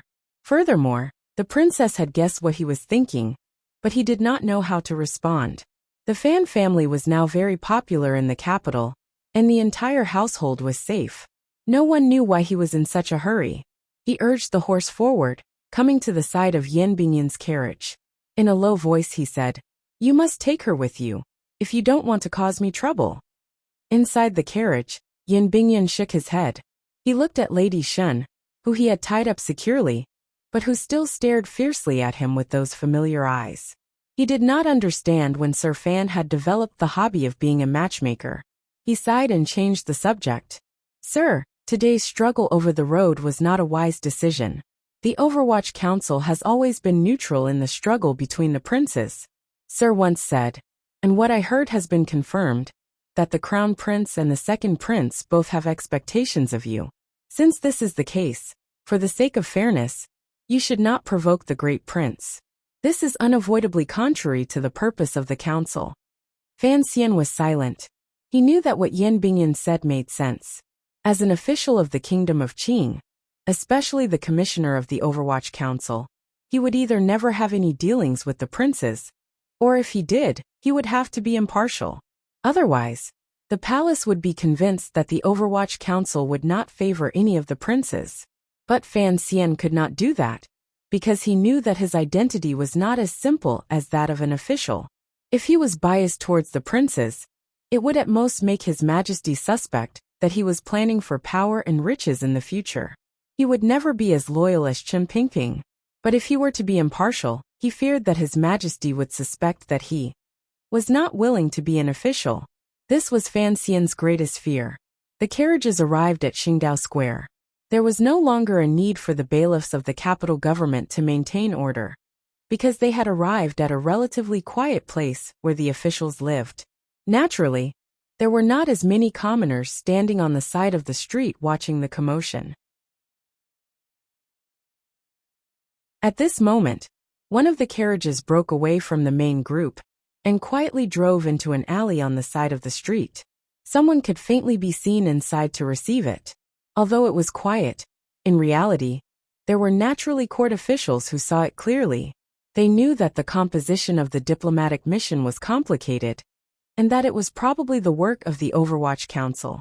Looking at Fan Xian's serious expression, no one dared to ask too much. Fan Xian's expression was naturally serious, because they were about to reach the royal palace, and the Vermilion Palace walls were right in front of them. A group of members of the diplomatic mission waited outside the palace gates. The imperial power was majestic, and naturally no one dared to relax their appearance. It was just that they had traveled thousands of miles, and inevitably it was tiring. After waiting for a long time, there was still no edict. The officials all felt a little uneasy, but they thought about how this diplomatic mission to northern Qi had carved out a lot of territory for the royal court. Furthermore, Fan Xian had made a great show of face in the northern Qi royal court. That carriage of old books did not seem to be worth much, but they thought that His Majesty should be proud of it. How could he leave them out in the cold? The officials of the Board of Rights, who accompanied them outside the palace gates, gradually became uncomfortable. Ren Xiaoan moved closer to Fan Xian and said quietly, "At this time, His Majesty should be meeting with the Great Prince. As officials, we naturally have to wait a little longer." Fan Xian smiled and said nothing. The carriage of the Northern Qi princess had already been let in by the eunuchs of the palace, and the important matters were more or less settled. Fan Xian could guess why the diplomatic mission had been left out in the cold outside the royal palace. The imperial soldiers of the royal palace looked coldly at the anxious and frightened officials outside the palace gates, without a trace of emotion on their faces. And the eunuchs guarding the palace gates naturally did not look directly at them. But Fan Xian's status was different from the others. He was a princess of the palace, and most importantly, she was a highly favored figure. Furthermore, she was a high-ranking official of the Overwatch Council. On this diplomatic mission, it was assumed that he would be rewarded in the coming days, so the eunuchs had already brought over a round stool and invited him to rest. Fan Xian was surprised. "Is this in accordance with the rules?" As he spoke, a head eunuch came over with a fawning expression and helped him sit on the stool. "I say, young Master Fan, I know that His Majesty has always favored you. Besides, you have traveled thousands of miles, so it is only right that you sit on a stool." "Oh, why is Eunuch Ho here?" Fan Xian pretended to be surprised. The eunuch in front of him was the one he had met the first time he had followed Lady Lu and Ruoro into the palace. He knew that the eunuch had a good relationship with Fan Manor, so his face showed affection. And the eunuch had deliberately called him young Master Fan, naturally to put on a show of affection. Fan Xian continued with a smile. I have just returned from the outside, and I am truly poor. Today there is no reward. Eunuch Ho gave a shrill laugh and lowered his voice. Who doesn't know that young Master Fan is a master who can turn stone into gold? Furthermore, in the future, you will hold a mountain of gold. The old servant was about to say a few more flattering words when he heard the palace gates creak open. A eunuch ran out to deliver the emperor's verbal edict. Fan Xian quickly removed the stool and knelt in front of the palace gates along with the other officials. As he had expected, the emperor gave Fan Xian a good scolding. It was nothing more than relying on his talent, looking down on others, being extremely audacious, and so on. He also said that he was tired today, and told him to report back to the palace the next day.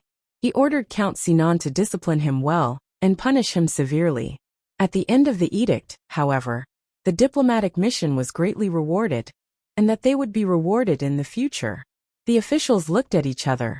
They had not expected that the diplomatic mission would receive such treatment on its first day back in the capital. They could not help but sigh. But some of the more cunning officials looked at Fan Xian with trepidation. His Majesty's verbal scolding had been fierce, but in the end he had done nothing. He had only ordered Count Sinan to discipline him. It seemed that Sir Fan was indeed favored by the emperor. Fan Xian kowtowed to accept the edict. His expression was somewhat awkward, but his heart was slightly happy. He stood up and patted his bottom. When he turned around he saw an old acquaintance. It was Gong Dian, the current commander of the palace guards. When Gong Dian saw Fan Xian, a look of admiration appeared on his face. He was about to come up and chat with Fan Xian, but to his surprise, Fan Xian cupped his hands in salute and apologized. He leapt onto his horse, clamped his legs together, and with a wave of his whip, he galloped off into the wide square in front of the palace, leaving behind only a cloud of dust. Gong Dian was stunned. He and his subordinates stared blankly at the light smoke in the distance. Although there was no explicit order against riding horses in front of the palace, Fan Xian was probably the first official to be able to run so nimbly. Fan Xian had already taken care of matters in the council. As for Gao De and the other 7 tiger guards, they would be taken over by the relevant people. He galloped his horse along the long street, riding against the wind. He didn't know how long he had been running, but he finally entered the south of the city. The sound of hooves rang out on the long street, where the stone lion occasionally appeared in front of Fan Manor. It was already night, and the manors of the nobles and ministers on the long street had already been hung up with lanterns. There were only a few pairs, and they were not very eye-catching. Only the front door of Fan Manor was brightly lit. The front door was wide open, and a group of attendants, guards, and guests were standing outside in anticipation. Inside, Lady Lu had also lowered herself to instruct the servant girls and senior servants to heat up tea again and again, waiting for Fan Xian to return. News of the diplomatic mission's arrival in the outskirts of the capital had long spread into the city. They had originally thought that it would take at least 2 days to arrange the formalities before they could enter the capital. But the young mistress in the manor next door coldly said, "He will arrive today." Everyone knew that the present Lady Fan, Lady Lin, was no ordinary person. Since she said that Fan Xian would arrive today, then he would. That was why everyone had waited so long. As for the news of the fight with the great prince, no one in the manor knew. Otherwise, they would have been very worried. He's coming, he's coming. The sharp-eyed servants had long since seen the horses galloping in the distance. They all rushed down the stone steps and formed 2 groups. Amidst the rustling sounds, Fan Xian rode his horse over and flipped off. He gently kicked Ting Zijing's butt, who was preparing to use it as a horse stool. He laughed and scolded him. "Your broken leg, don't learn from those manor people." "Welcome back, young master," the 2 groups of servants called out in unison. Fan Xian smiled and said nothing. He took 2 steps up the stone steps, took a hot towel from a servant girl, and wiped his face carelessly. Then he took a cup of warm tea and rinsed his mouth. He knew that this was a necessary procedure, and there was nothing to be particular about. But when he returned to the manor and saw the familiar servants and servant girls, he was in a good mood. Even the smile of Lady Lu, who was behind the door, seemed less calculating and more sincere.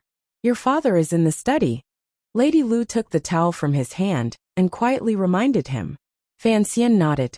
Suddenly he furrowed his brows and shook his head. "Auntie." He swallowed the last word auntie and smiled. "I'll go see my sister and Wanner first. I'll go see father immediately."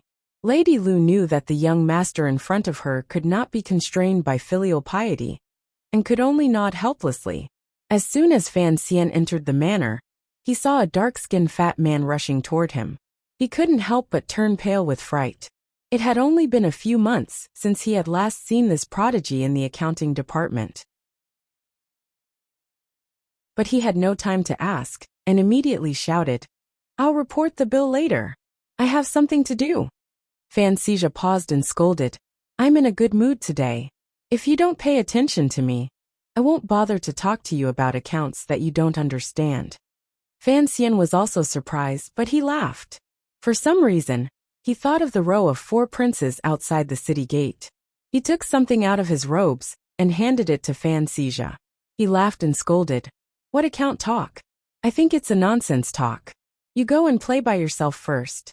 We're brothers, so don't play this reunion after a long separation."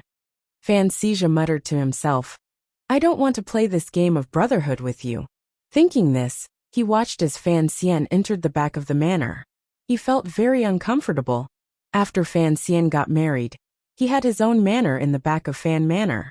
However, the 2 residences were connected, so it was only 1 manor and 2 residences. He and his sister were very close, and Wanner and Ruoro were very close, so Ruoro spent most of her time in this courtyard. And now that he had returned, it was natural that his father would stay in the study. But what was strange was that Wanner and his sister did not come out to greet him. This made Fan Xian quicken his steps. The serving girl next to him could not keep up, and panted as she replied, "The lady is still here, and so is the mistress." Fan Xian frowned, thinking that this was a very inauspicious thing to say. He didn't know who had trained this serving girl. He came to the door of his bedroom and gently pushed it open, but found that it was locked from the inside. Fan Xian was startled and didn't know what to say. He called out a few times, but no one answered. He was puzzled, and so he knocked harder on the door. If it weren't for the respect he had for his wife, he would have broken in already. After a while, he heard Cece's uneasy voice from inside. "Young master, the mistress is asleep. Please don't knock." Fan Xian's frown deepened. He didn't know what had happened. He had come all the way back, and Wanner had closed the door and refused to see him. He looked at the dim light inside the door, and said nothing. With a wave of his sleeve, he went to the other room. This time he didn't knock, but pushed the door open and entered. The girl in the room was startled, and she stood up. After seeing that it was Fan Xian, the indifference and wariness between her brows gradually melted, and her eyes flashed with unfeigned joy. She crouched down and said, "Brother, you're back." Fan Xian looked at Ruoro, and his previous unhappiness disappeared. He smiled warmly. "What? Are you not happy to see me back?" Fan Ruoro smiled and walked forward. She pulled on his sleeve and led him to sit down. "It's not like we haven't seen each other for a long time. Do you want me to make a big fuss before you're satisfied?" Fan Xian shook his head helplessly. "You always have such an indifferent personality. You won't change it even in front of me." Fan Ruoro smiled. "If I change it, will I still be Ruoro?" As she spoke, she poured a cup of tea and carefully brought it to her brother's lips. Fan Xian accepted it, but didn't drink it immediately. Instead, he stared at his sister's face, which wasn't very pretty, but was extremely refreshing. For a moment, the room fell into a strange silence. The 2 siblings were both very patient people, and they waited for the other to speak first. In the end, it was Fan Xian who felt sorry for his sister. He sighed. "Why do you have to do this? If there's anything, wait for me to come back and deal with it." A trace of sadness flashed across Fan Ruoro's face. She knew that her brother had seen through her plans. "I was waiting for you to come back and see you," she said softly. "That's why it's been delayed until today." Fan Xian stood up and walked directly under her bed. He pulled out a package and took out an unremarkable box from the drawer behind the bed. He flipped the box over on the table. A few banknotes, a few beaded hairpins, and a few pieces of silver fell onto the table with a clatter. He furrowed his brows as he looked at the items on the table. Running away from home with just these few things, it's far from enough. Fan Ruoro was silent for a moment. She took out a self-defense dagger from her sleeve. Fan Xian was angry, happy and distressed. He looked at his sister and said, "You are a noble young lady. You don't know the dangers of the world. Even if you don't want to marry, don't you think about how worried father will be by running away from home? And what about me? Why don't you think about how I feel?" Fan Ruoro lowered her head. Her hands tightly gripped the corners of her sleeves. After a moment of silence, she said, "When did father ever really care about me? As for you, have you forgotten? You taught me to control my own destiny, especially when it comes to marriage. I can't let my family arrange it." Fan Xian was speechless. In this world, no young lady from a noble family would have such a rebellious idea, let alone put it into practice. His sister was brave, and even reckless enough to run away, because of the stories he had told her when she was young. He had taught her how to be a good person in his letters. Could it be that Cousin May had told her so much that New Jueshin was ready to awaken? He slapped the table uneasily. He really didn't know what his actions back then would bring to his sister. After all, this world was completely different from that world. Different thoughts could be a dagger that could hurt oneself. He suddenly raised his head and said gently, "But an arranged marriage is not necessarily a bad thing. You have never been with Hongcheng. How do you know if your marriage will be a happy one?" Fan Ruoro's head was still lowered, but her voice did not soften. "You have known the Crown Prince since you were young. You know that I don't like him." If anyone else had heard this, they would have been scared half to death. How could the young lady of Fan Manor say something like whether she liked him or not? Fan Xian's mind was a mess, but he still tried to explain. "Not necessarily. Look at me and your sister-in-law. We were also arranged to be married, and now we live happily." Fan Ruoro suddenly raised her head. With a hint of determination and stubbornness, she said, "Brother, not everyone is as lucky as you and your sister-in-law." Fan Xian was stunned. This was the first time he had seen disapproval on his sister's face. Ever since they were young, Ruoro had always looked at him with admiration mixed with admiration. This was the first time he had heard Ruoro directly disagree with his opinion. He couldn't help but be shocked at the changes that had occurred to his sister. After a long silence, the expression on Fan Xian's face gradually softened. In the end, he laughed heartily. There was not a trace of falsehood in the joy in his laughter. He was indeed very pleased that the silly little girl had finally grown up and learned to stick to her own views. "Ruoro, do you trust me?" Fan Xian looked at his sister with a smile and an expression of encouragement. After hesitating for a moment, Fan Ruoro also showed her usual tranquil smile and nodded heavily. Fan Xian looked at the things on the table. He gently shook his head and smiled. "If you trust me, then don't play around with these things. I will take care of it." Ever since she learned that the palace had appointed her to be married, Fan Ruoro had sunk into silence. She knew how rebellious her thoughts were, and what kind of disaster it would bring if she went against the edict. But since she was young, she had been taught by her brother's letters. Deep in her heart, the seemingly weak, but actually strong seed of freedom had long been planted. But no one had said these thoughts to her. Deep in her heart, she was afraid that even her most trusted brother would oppose her decision. Hearing Fan Xian's promise, Ruoro's uneasiness for the past month suddenly disappeared like a gentle autumn breeze. Her tense nerves, which had been tense for a month, suddenly relaxed. Yes, her brother was back. Naturally, he would make the decision for her. The brother and sister had been separated for many months. Naturally, they had things to talk about. But Fan Ruoro saw that his expression seemed a little strange. Only then did she remember that if her brother wasn't talking to her father in the study, then he should be with her sister-in-law. Why would he come to her room? She thought of something and couldn't help but cover her mouth and laugh. "Brother, when you were persuading me earlier, didn't you say that although you and sister-in-law were appointed to be married, you were happy? Why are you so worried now? Fan Xian's heart jumped. His sister and Wanner had a good relationship. Naturally, she would know why Wanner had shut herself in the room. He quickly asked, "What happened?" Fan Roro gave a rare mischievous smile. "I can't help you with this. Go ask sister-in-law yourself." Fan Xian furrowed his brows. He was upright. What did he need to ask Wanner for? As he was thinking, he heard a servant girl call from outside. "Young master, the mistress has woken up." Fan Xian shook his head. He knew his wife was throwing a tantrum. But Wanner had always been a very graceful and pleasant woman. How could she be like those women in the harem? She knew he had worked hard to get home. If she didn't welcome him, then so be it. Instead, she closed the door on him. Thinking of this, as he walked to his room, a glimmer of anger gradually rose in his heart. But when he reached the door and heard the little Ling coming from inside, his anger immediately dissipated. On the contrary, a very interesting expression appeared on his face. The voice was clear and sweet. Who else could it be but Lin Wanner? And the little Ling was also very familiar. Do you know? It should be green and red thin." Fan Xian's expression was slightly embarrassed. The poem he had used to trick Haitang was only known to the Emperor of Northern Qi and the Empress Dowager and himself. How did it get to the capital in the south?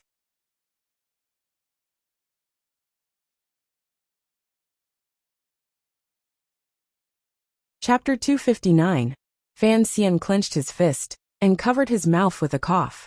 He stepped forward and pushed the door. Naturally, it swung open. He understood what was going on. Since the couple was preparing to have a good fight, there was no reason for them to close the ring and not let anyone in. Even Fan Xian's earlier cough was a reminder to his wife that he was here, and that if there was anything to say, it was best to talk about it in the room. This generation, after all, was a male-dominated society. Although Lin Wanner's background was much more noble than Fan Xian's, since she had married into the Fan manor, it was reasonable to say that she would not express her dissatisfaction so directly. The way the couple interacted with each other was different from that of other official families. Although Fan Xian could not escape the control of the male animal's hormones, on a spiritual level, he still respected women. When all was said and done, this was all Fan Xian's own fault. His sister was preparing to run away from home, and his wife was a little jealous. It was all because of his influence. If this had happened in the manor, it would have long since caused a ruckus. "Young master." The servant girl Cici covered her mouth and smiled. She welcomed him in, helped him take off his outer shirt, and handed him a towel.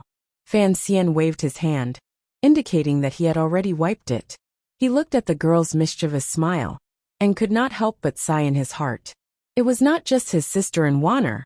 Even this servant girl had grown up with him, and he had spoiled her to the point where she had no sense of seniority. When the family drama was going on, she still had the leisure to watch the fun, and to tease him for his courage. Lin Wanner was lying on the bed. A thin blanket had been pulled up to her chest, and her black hair was scattered on her shoulders. She looked like she had just woken up. Her large eyes rolled around, and she looked curiously and sweetly at her husband, who had just returned from a long journey. There was not a trace of anger in her eyes, as Fan Xian had prepared to welcome him. Her small nose slightly raised, and she said, "My husband, I did not go out to welcome you. Please don't take offense." Fan Xian looked at her peeking porcelain teeth and smiled. He sat down on the side of her bed and began to carry out the three-nose policy. He did not explain, hide, or speak. He put his hand under the blanket, held her slightly cold hand and squeezed it. They had not seen each other for months, and it had been a long time since he had squeezed Wanner's soft, boneless hand. He did miss it. Cici was still in the room, and Lin Wanner could not help but feel embarrassed. She glanced in that direction. Fan Xian raised his head and saw that Cici was pretending to tidy up the medicine box on the table, but her eyes were flying in his direction. He couldn't help laughing and scolding. "You little girl, I've really spoiled you. Aren't you afraid of getting a pinprick? Get out." Cici chuckled and bowed to the young master and mistress. She then pushed open the door and closed it behind her. Coincidentally, she ran into Si Chi, who had gone to the front of the manor to bring back a tray of food. She quickly blocked her outside. Sichi was a servant girl who had followed Wanner when she married, and had the same status as Cece. The two of them got along well. Seeing her blocking the door, she immediately understood what the two masters inside were doing. She couldn't help but make a face. Looking at the tray of food in her hands, she said bitterly, "The young master has just returned home. He has to eat something first." Cece smiled and said, "These are just small snacks to fill his stomach. Isn't the manor in front preparing the main meal? Besides, our family's young master needs to eat something first." To Sichi, these words were unavoidably frivolous, particularly since it involved the young mistress. No matter what, it shouldn't be a joke that servants like her should make. Her expression became ugly. She glared at Cece and snorted. Carrying the tray of food, she went to the room next door. Cece was slightly stunned. Then she remembered that her previous words were indeed very disrespectful. She stuck out her tongue and hurriedly ran over. After a while, after a moment of silence, there was a burst of extremely low laughter in the room next door. It seemed that the two principal maids had already reconciled. On the enormous bed in the bedroom, under the large blanket, Fan Xian stretched out his right hand and took out the hair fork on his head. At home, he always liked to comb a petal at the back of his head for freshness. He felt his mouth was a little dry. He stretched out his hand to the small table beside the bed and took out a cup of tea to moisten his throat. After thinking for a moment, he brought the teacup to Wanner's lips and fed her half a cup. Wanner's eyes were soft, and her cheeks were slightly flushed. After drinking half a cup of warm tea, she came back to her senses. Embarrassed and angry, she bit his left forearm and said, "How can there be someone as impatient as you? It's just nightfall. If those servants guess, how can I have the face to manage this family?" Fan Xian chuckled and turned to his side to hold his wife. His fingers gently slid along her smooth upper arm. His heart was very satisfied. He said, "Absence makes the heart grow fonder. Besides, we haven't seen each other for a long time. Who would dare to say anything when we're intimate?" His eyes turned slightly, and he mischievously said, "Besides, if I wasn't so impatient earlier, I'm afraid you would still be suspicious of what I did outside." Hearing this, Lin Wanner remembered that today she was going to try to persuade her husband. How could she have let him into the room for less than the time it takes to drink a cup of tea? She seemed to have lost her head and almost forgot what she was going to say. Could it be that her husband really did have some sort of bewitching spell? Thinking of this, she couldn't help but feel a little embarrassed. She lightly hit him and said, "If you didn't mention it, I would have forgotten. I was going to ask you if you felt anything when you heard that order." Fan Xian licked his somewhat dry lips. His handsome face, and this expression didn't seem obscene. Instead, it gave off an indescribable sense of naughtiness. When it came to the way of a husband and wife, he had always been a man of action. He didn't care what Wanner was thinking. First, they got into bed and made out. In this world, after intimate matters, women would always be incomparably attached to their lovers, and the jealousy in their hearts would fade a little. But he also knew that there had to be an explanation for this. So he took the initiative to bring it up. "You little girl, you dare not let me into the room? Be careful that I don't spank you." Lin Wanner leaned into his arms and quietly said, "If you want to spank me, then spank me. In any case, you only know how to bully me." "What do you mean by that?" Fan Xian laughed. "Are you mad at me for not bringing back chicken wings from Northern Qi?" Lin Wanner got up and half knelt on the bed. Her undergarments were slightly slippery, revealing half of her shoulders. She stared into Fan Xian's eyes, and after a moment of silence she suddenly said, "I was not happy before." In this world, even if the women were jealous, they would not be as open and aboveboard as Lin Wanner. So Fan Xian was at a loss for what to do. For a moment he didn't know how to respond. He could only carefully reply, "What kind of jealousy is this? That song was indeed written by me, but it's not what you think it is." "What do you mean by jealousy?" Lin Wanner didn't understand what he meant. Only then did Fan Xian remember that in this world, there was no story of Lady Feng drinking jealousy and committing suicide. So he laughed and told the story, but he pretended to read it from someone else's notes. After Lin Wanner heard it, she also sighed at Lady Feng Xuanling's strength. But in her heart, she felt that her husband must have made up this story himself. Perhaps he had written it specifically to criticize her. She couldn't help but feel a little angry. I'm not the kind of petty person who wants to monopolize you. Cici and Cici will eventually have to enter the school. You don't have to deliberately use this story to make things difficult for me. Fan Xian knew that his wife had misunderstood him. He laughed and said, if you don't want to monopolize me, then that's a bit inappropriate. Lin Wanner was, after all, a woman who had grown up in the palace. She didn't understand the hidden meaning of her husband's words. She heard Fan Xian say, if you weren't jealous, then why didn't you let me enter the school? Lin Wanner was still half kneeling on the bed. She puffed up her cheeks. After a while she said, do you know that this song has already spread throughout the world? Everyone in the capital knows that Fan Xian, the immortal of poetry, does not compose poetry. This time, on this diplomatic mission to Northern Qi, he made an exception for a woman. It's just a song. If you want to hear it, I will naturally write one for you every day, Fan Xian said with a smile. Lin Wanner faintly said, just a song? I hear that in Shangjing of Northern Qi, you and Haitang travel together, drink together, and stroll along the streets in the rain every day. It has already become a legend. Fan Xian felt bitter. He knew that the Emperor of Northern Qi had purposely released this information. But as these words were being passed from mouth to mouth, Lin Wanner was in an awkward position. He was about to explain when his wife asked, husband, tell me that girl. Haitang, what does she look like? Fan Xian was startled. Of course, he couldn't praise Haitang to the heavens. But for some reason, deep in his heart, he didn't want to invert black and white in front of his wife and belittle Haitang to the point of being worthless. Even though this was a shameless thing all men would do in their wives' beds. He thought for a moment and then said, Haitang is the last disciple of the imperial advisor of Northern Qi, Ku He. She is most favored and has a high status in the palace. Since I am on this diplomatic mission to benefit the country, it is only natural that I should befriend such an important person. Lin Wanner shook her head and sighed. That Haitang girl may not have much of a reputation in the south, but now everyone knows her status in the north. I only have one question, husband. Given Haitang's status, can she be a concubine? Fan Xian was startled, wondering where this wild and unconstrained question had come from. He then heard Lin Wanner sigh and say, a woman like her must have a very high standard. If it weren't for someone of your stature, she wouldn't have taken a liking to you. But with her status, it will be difficult to make arrangements for her in the future.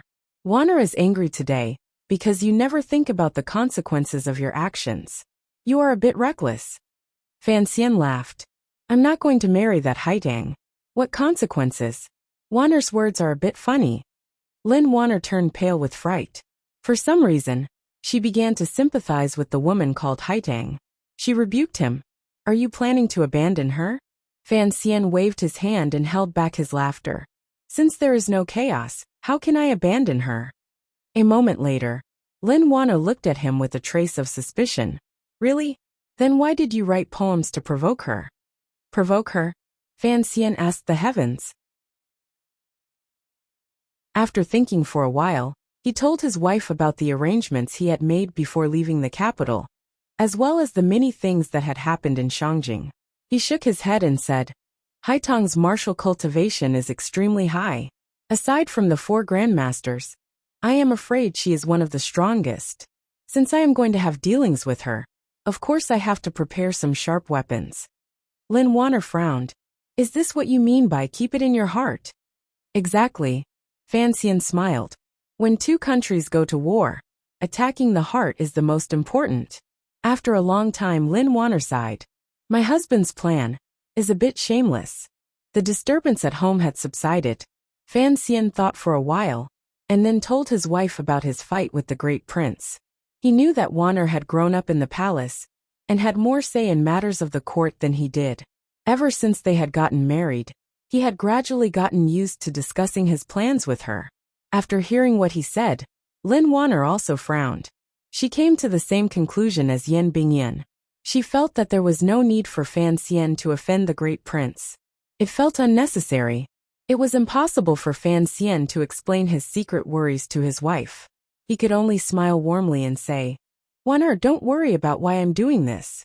Just tell me whether or not you think this will make the palace believe that the great prince and I are enemies in the future." Lin Wan'er looked at him with amusement. "It will be very difficult." Fan Xian was surprised. "Why is that?" Lin Wan'er sighed. "Actually, you have been mistaken about one thing. It is true that the Overwatch Council, in the eyes of the officials and the people, is a sinister and terrifying yamen.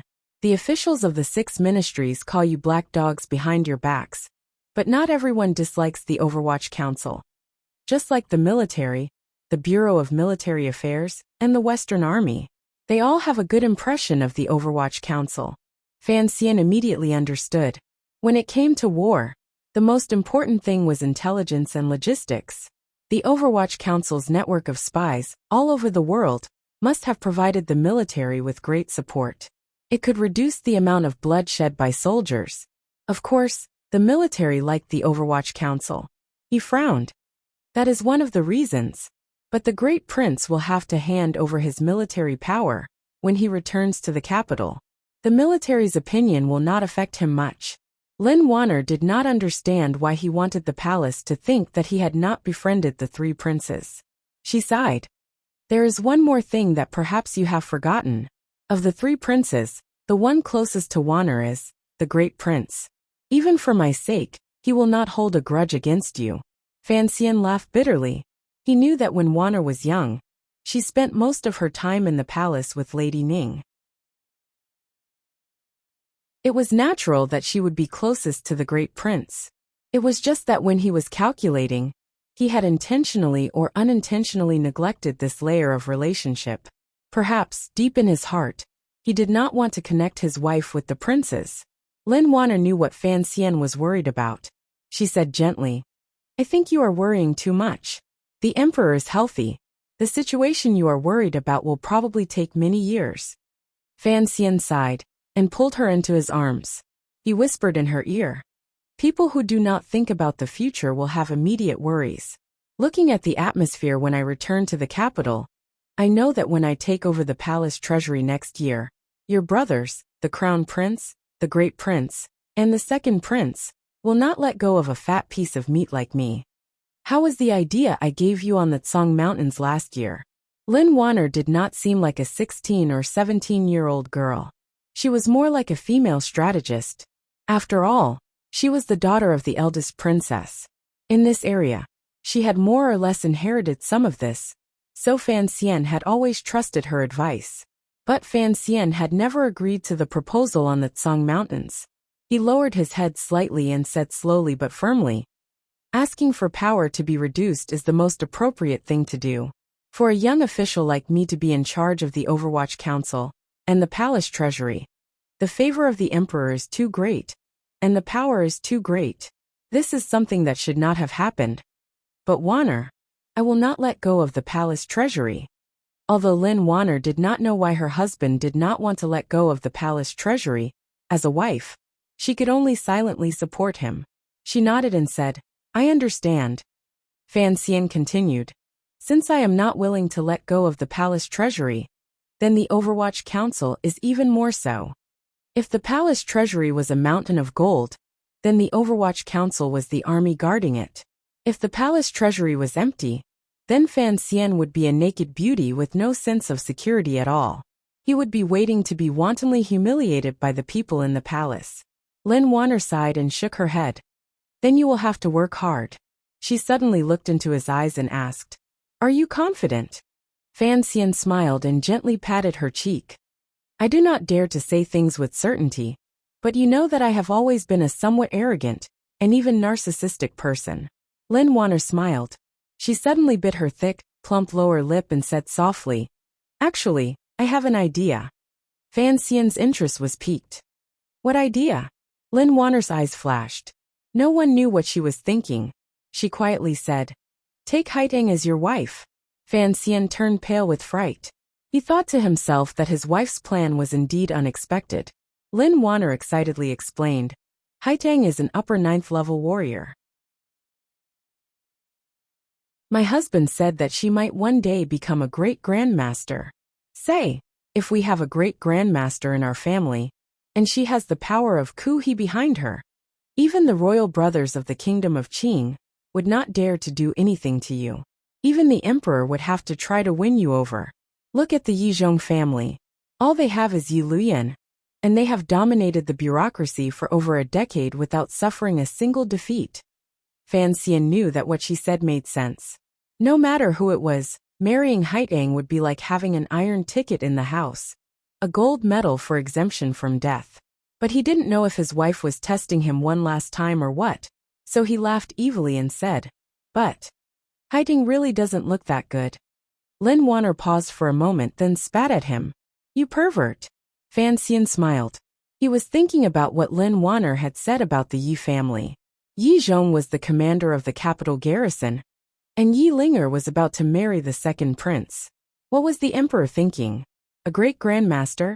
If the situation really did develop this way, from Fan Xian's point of view, the people in the palace probably did not fear the great grandmaster Yi Luyan. He frowned. When I was not in the capital, did Yi Zhong resign from the Jingdo garrison? Lin Wanner shook her head. Fan Xian sighed in his heart and asked, "Did mother send any letters?" The mother he spoke of was naturally the eldest princess of Xinjiang.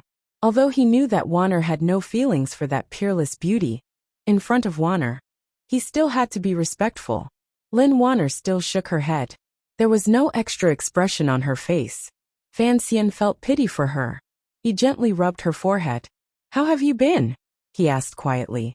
"You were so focused on other things that you didn't ask about the most important thing." "I deserve a beating." Lin Wanner laughed. "Master Fei comes to see me often. I'm also taking the pills. I feel pretty good." Fan Xian nodded. "It seems that recuperating in the Tsang Mountains is not bad. This winter, the whole family will live there. It's a shame we didn't soak in the hot springs last year." Their voices gradually lowered. They were whispering sweet nothings and humming a little love song. Unexpectedly, a maid called out anxiously from outside. "Young master, young mistress, it's time to eat. Master has sent word to urge us several times." Fan Xian let out a strange cry. He lifted the covers and immediately began to put on his clothes. He had originally planned to stay in the back of the residence for a while before going to pay his respects to his father. He had not expected that by trading his body for safety, he would sink into a sea of tenderness. He had completely forgotten that his father was still waiting for him in the study. When he thought of his father's solemn face, Fan Xian could imagine how angry he was. A son had traveled 1,000 miles to return home, and yet he had not paid his respects to his parents first. Instead, he had gone to fool around with his wife. Wanner complained to him as she began to dress and make up. Cici and Sichi had been waiting outside the door for a long time. When they heard the noise, they entered the room to serve the two mistresses. Using the fastest speed they could muster, they followed a servant carrying a lantern. They pretended nothing had happened and went to the front house. In the hall, the servant girls stood quietly to one side. The Minister of Revenue, Count Sinan, sat solemnly in the middle. Although Lady Lu had already helped him to sit, she still stood by his side out of habit, placing cups and chopsticks. Fan Ruoro sat to his left, deep in thought. Fan Xija sat to the right, his hands hidden under the table, as he played with the thing Fan Xian had thrown to him earlier. Seeing Fan Xian and Lin Wanner enter, Ruoro stood up. Fan Xija hurriedly hid the thing in his sleeves, and followed his sister in saluting the two. Sitting in the middle, Fan Xian did not look at Fan Xian. Instead, he nodded to Lin Wanner. His daughter-in-law's status was somewhat special, and he could not neglect her. There were many rules in a large family, but Fan Xian was busy with official business, so he rarely had time to eat at home. Today was the first time Fan Xian had returned, so naturally he had to be more formal than usual. At the table, not a sound could be heard. With great difficulty, the meal was over. Fan Xian looked at his son and said lightly, "You are going to be made a noble."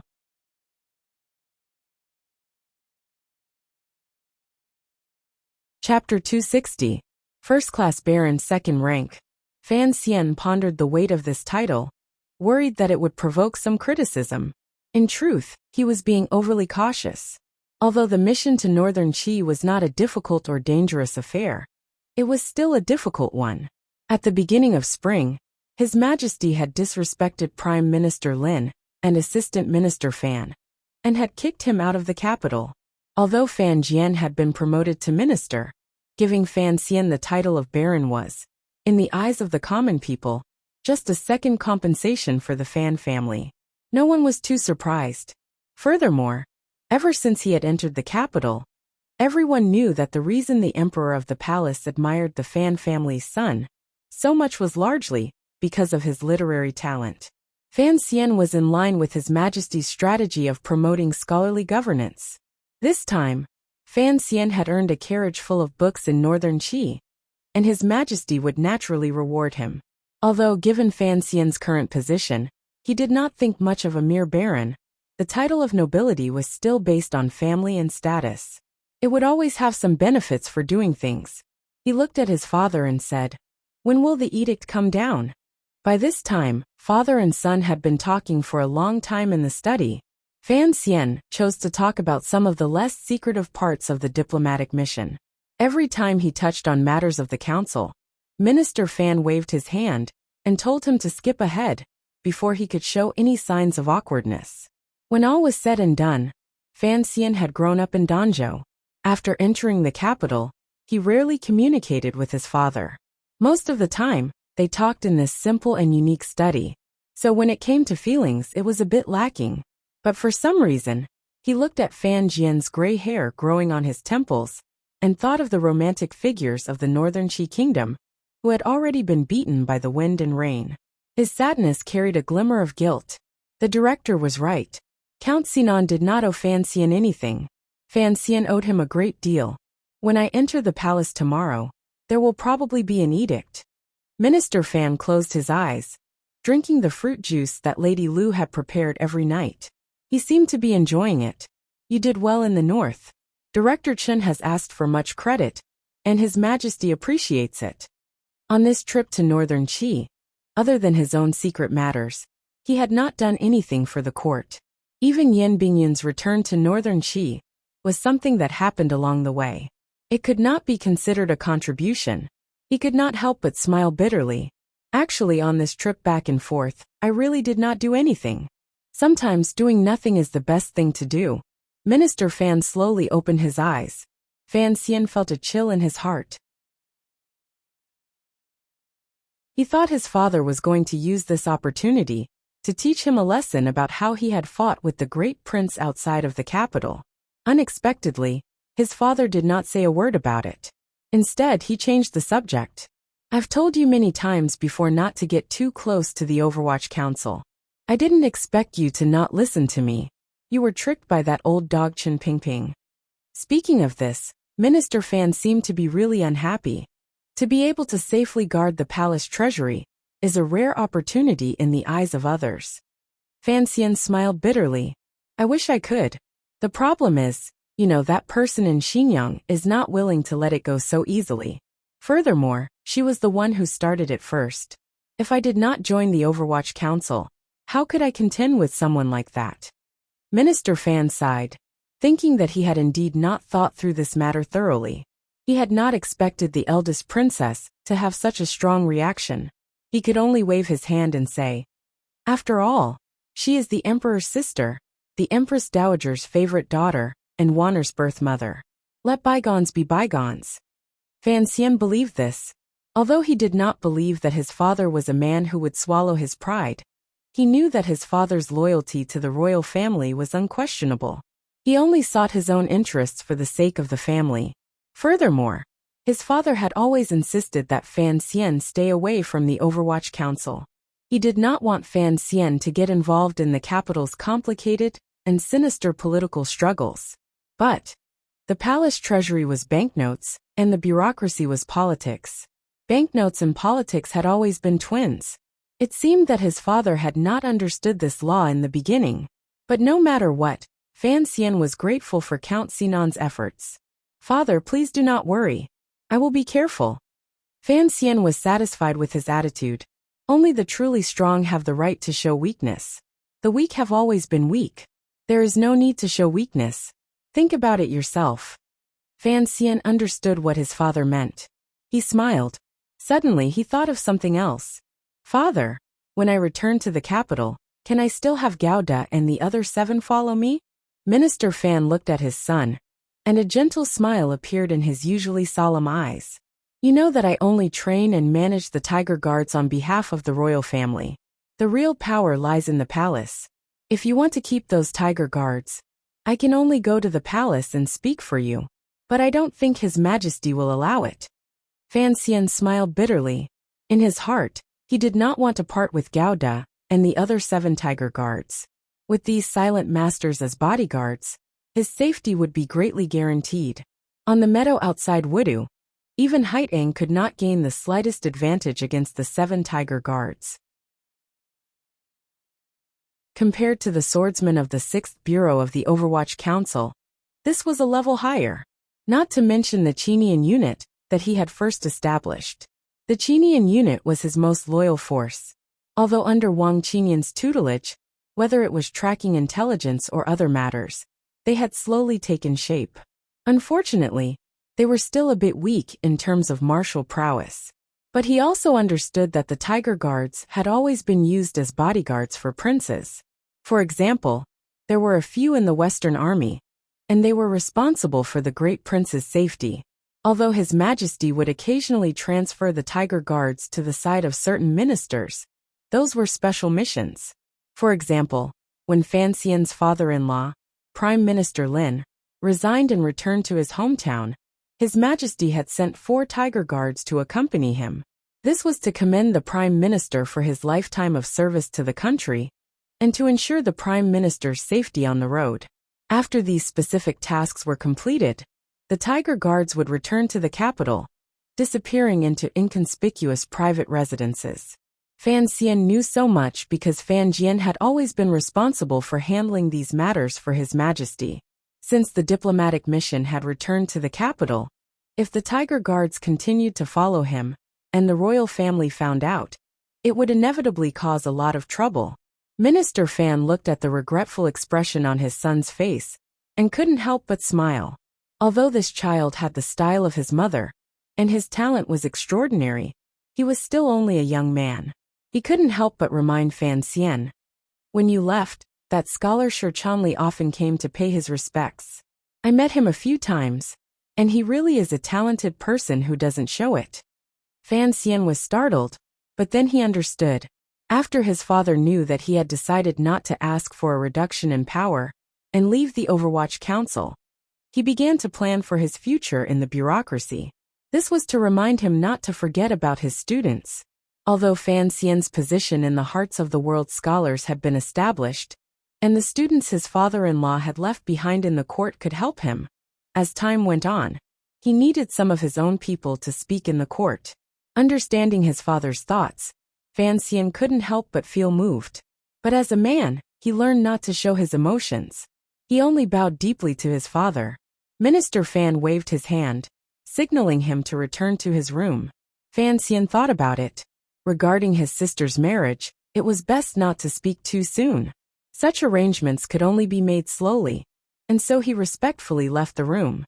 Watching Fan Xian's straight back as he left the study, Minister Fan couldn't help but show some pride and comfort in his eyes. With a son like this, what more could a father ask for? He gently drank the last drop of fruit juice in the bowl. He knew in his heart that this child had long since guessed something. But with this child's temperament, since the other party did not say anything, it naturally did not matter. The future of the Fan clan depended on this child. Thinking of this, Minister Fan couldn't help but admire Prime Minister Lin, who was already far from the center of power in the kingdom of Qing. He thought that old fox's luck was quite good. Minister Fan had paid a heavy price and worked hard for more than 10 years, while Prime Minister Lin had only given birth to a daughter. September was dull and boring. Everything was fine, except for the worry. Fan Xian sat in the carriage, gently knocking on the wooden window lattice, humming a song that no one else could understand to the strange rhythm. Entering the palace was a serious matter for most officials, but he only felt bored. It was the first time he had returned to the capital, and he had made up his mind with his wife and father. He felt that there was nothing to worry about in the entire court, both inside and outside the capital. In a moment, he would enter the palace to receive his title, kowtow, and then go to the council to sort out his affairs. It seemed that all he could do was return to Tsang Mountain to practice jumping off the cliff. His fingers, which had been knocking on the window lattice, suddenly froze. He suddenly remembered his sister's marriage, and remembered that Li Hongqing was holding a feast on Lujing River to welcome him. His expression suddenly became unsightly. So this dull and boring September was actually such a dog's life. Today was the day of the court. Early in the morning, many officials had arrived at the palace gates to wait. It was said that in the early years, some of the older officials, in order to show their loyalty to the emperor, began to prepare their court attire in the middle of the night. They hurried to the palace gates before dawn, just to wait for the sound of the palace gates opening. After these old officials retired, not being able to hear the creaking of the gates for many nights made them feel particularly uncomfortable. Now that the emperor was on the throne, he hated those who sought fame. So the officials did not dare to come too early, but they also did not dare to come too late. It was unknown who had the idea, but some of the officials actually reserved seats in the tea house at the corner of Zinjiku. As soon as the sun had risen, they left the manor and waited in the private rooms of the tea house. They had their attendants watch the palace gates from afar, so that they could line up at the right time. There was no such thing as a commissioner of the Overwatch Council. Aside from the mysterious figure that had long since been forgotten, Fan Xian was the first commissioner since the founding of the Kingdom of Qing. That was why he was only a fourth-level official in the Imperial College. If it were not for the fact that the emperor had to report to the diplomatic mission, he would not have had the right to attend court. So he did not need to wear court attire for half a day. Early in the morning, he set out from Fan Manor, leisurely all the way. When he arrived at the palace gates, he was much later than most of the other officials. Popularity attracts jealousy, and this was especially true for a young man who had only been in the capital for a year and a half. Furthermore, this young man had torn the faces of most of the officials in the capital, killed a minister, and chased away another. As the saying goes, the turtle responds when the turtle cries, and the fox grieves when the rabbit dies. Everyone looked at this handsome commissioner of the Overwatch Council, yawning as he got out of the carriage. Their eyes were filled with caution and disgust. Fan Xian looked around and felt that the atmosphere was not quite right. These officials were either ministers of various ministries or officials of various temples. They were all second-level officials and above, whose wife did not have a title of nobility, and whose home did not have a few toys bestowed by the emperor. He was so young, and yet he had arrived later than these officials. If he did not have Minister Fan behind him, especially that old cripple, these truly high-ranking officials of the Kingdom of Qing would have cursed him out a long time ago. Naturally, he could not curse them, but the officials would not give him a good look either. They coldly glanced at him and arrogantly turned their heads away. Among the officials, there were a few who had been promoted by Lin Ruofu. They had wanted to go up and talk to Fan Xian and comfort him, but seeing the disdainful gazes of their colleagues, they couldn't help but feel a headache coming on. So they stopped in their steps and only used gentle gazes to greet Fan Xian. Fan Xian felt very uncomfortable being swept by these heated gazes, but he still maintained a calm smile on his face. Neither servile nor overbearing, he cupped his hands and greeted the officials. As he cupped his hands, someone behind him coughed. For some reason, Minister Fan had arrived a little late today and had not come with his son. Fan Xian quickly went up to greet him and carefully helped his father down from the carriage. Minister Fan looked at him and shook his head. "I am not that old yet." Fan Xian smiled. He knew that he had gone a little overboard with his acting. Although Minister Fan looked a little unhappy, the officials could see that old Qian Lotzi was unusually happy today. He did not even let go of his son's hand and led him over. With Minister Fan personally leading the way, the officials could no longer boast. They all greeted each other. After a short while, Count Sinan had led Fan Xian around the court, allowing him to recognize all the powerful officials in the court. Fan Xian called them uncles, elders, and so on. When the officials looked at the smiling young man again, they found him to be much more pleasing to the eye. The officials who belonged to the Lin faction were even more affectionate, praising Fan Xian for being young and promising, and so on and so forth. But there were still some officials who looked on coldly. Although they bowed, their faces were cold. After all, everyone in the kingdom of Qing knew that Sir Fan Jr. was most famous for his seemingly gentle, but actually sinister smile. The Minister of Appointments, who had been a veteran of 3 dynasties, saw the Fan father and son approach. He could not help but snort coldly. Since the founding of the kingdom of Qing, and even during the reign of the Wei family, it is rare for 2 sons and daughters to attend court at the same time like Count Sinan's. Fan Xian laughed. The Emperor's grace is like the sea. The Emperor's grace is like the sea. It was as if he could not hear the mockery in the other's words. He gave all the glory to the Emperor. Fan Xian smiled. He knew that there was no room for him to speak on such an occasion, so he simply kept quiet.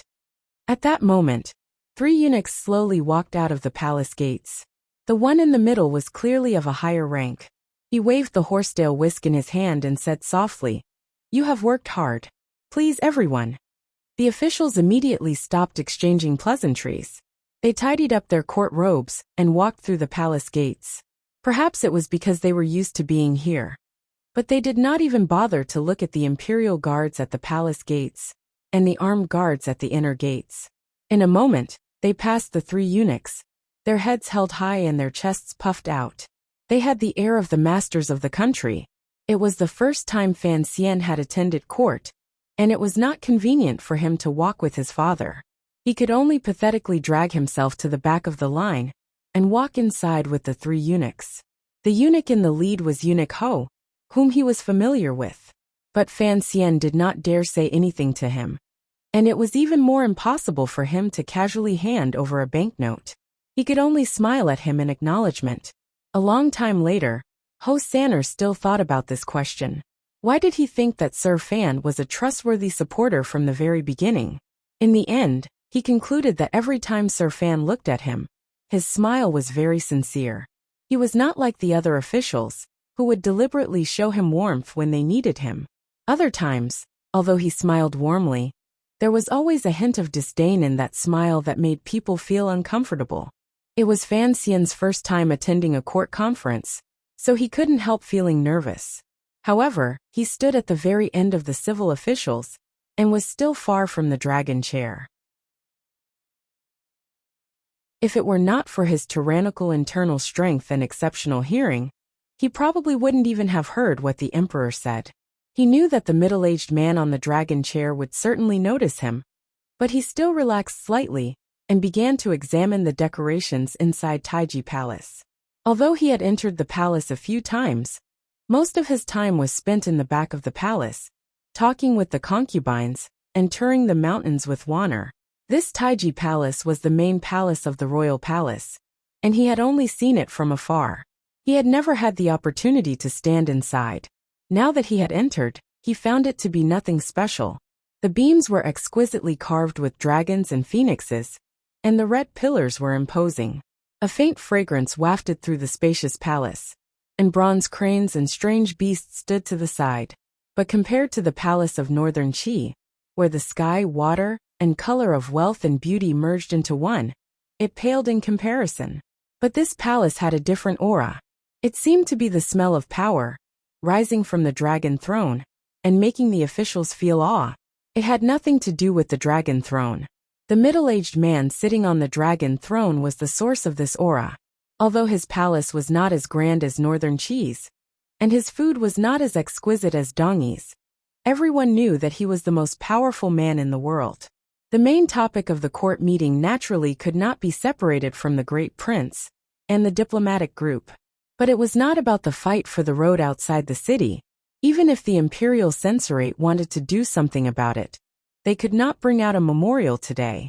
It was not that the imperial censorate did not have the ability to rush a memorial overnight. But if they were to rush it, They would probably leave traces and make the emperor unhappy. Today's court meeting discussed the future arrangements of the Western Army, as well as the soldiers' requests for rewards. The great prince had already been made a king, but the 100,000 soldiers under his command had to be accounted for. This point was brought up by the Bureau of Military Affairs, and no one would raise any objections. Although the emperor placed great emphasis on the rule of literature, the kingdom of Qing was, after all, a valiant nation built on military might. No one would make life difficult for the military on this matter. As for the diplomatic group, after reporting on what had happened along the way, the Chamberlain of Dependencies presented the letter of credence on behalf of the Northern Qi delegation, presenting the newly drawn map of the world.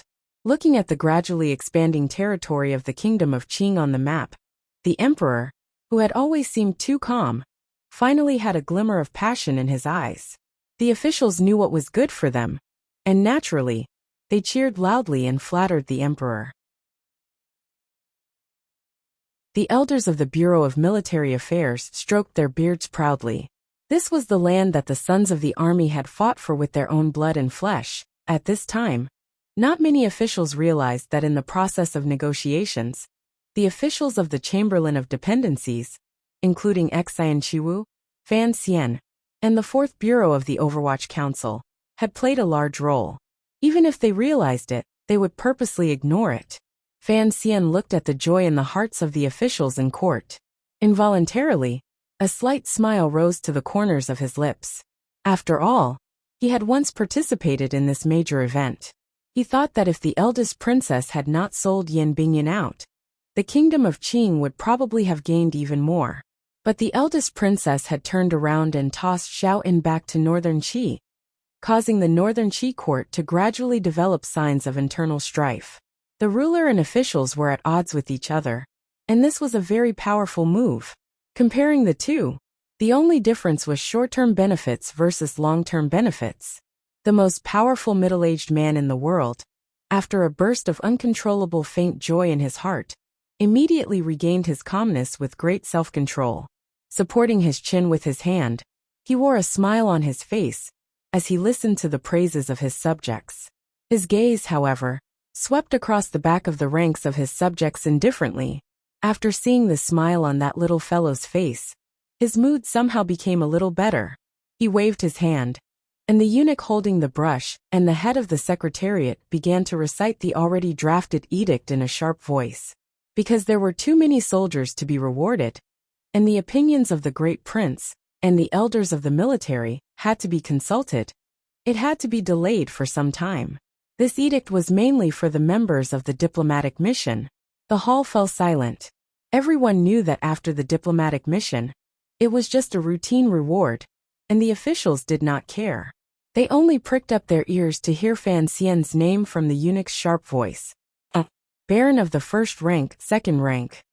The officials all breathed a sigh of relief. It seemed that His Majesty still had a sense of propriety. Regardless of their relationship with the Fan family, these officials did not want Fan Xian to be given such a high title at such a young age. Everyone thought in different directions and stood in different positions, but their thoughts were very similar. Xian Chiwu, Fan Xian, and the others had long since knelt in the hall and thanked the emperor for his grace. Just as the officials were about to hear the words, "If there is something to report, if there is nothing to report, the court is dismissed," His Majesty sat on the dragon chair and said lightly, "The few of you stay." His Majesty's gaze fell on the few high-ranking officials closest to the dragon chair. After Lin Ruofu resigned as Prime Minister, the court could not find a suitable candidate to replace him, so the current affairs of the cabinet were handled by a few scholars and ministers. These days, after court meetings, His Majesty would often ask them to stay and say a few more words. Today, the Crown Prince and the Great Prince were also in the hall, so they naturally had to stay and say a few words. So the officials did not feel that anything was amiss. After greeting the emperor, they all retreated from the hall. Then, these officials heard something that made them feel incomparably jealous and envious. "Fan Xian, you stay as well. You're tuning in to the Li Mei's Sword of Destiny YouTube channel. We're so grateful for your support, And don't forget to subscribe to join us on this incredible journey through captivating stories.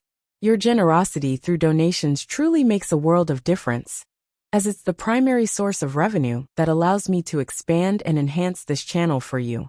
Thank you from the bottom of my heart for being a part of this adventure.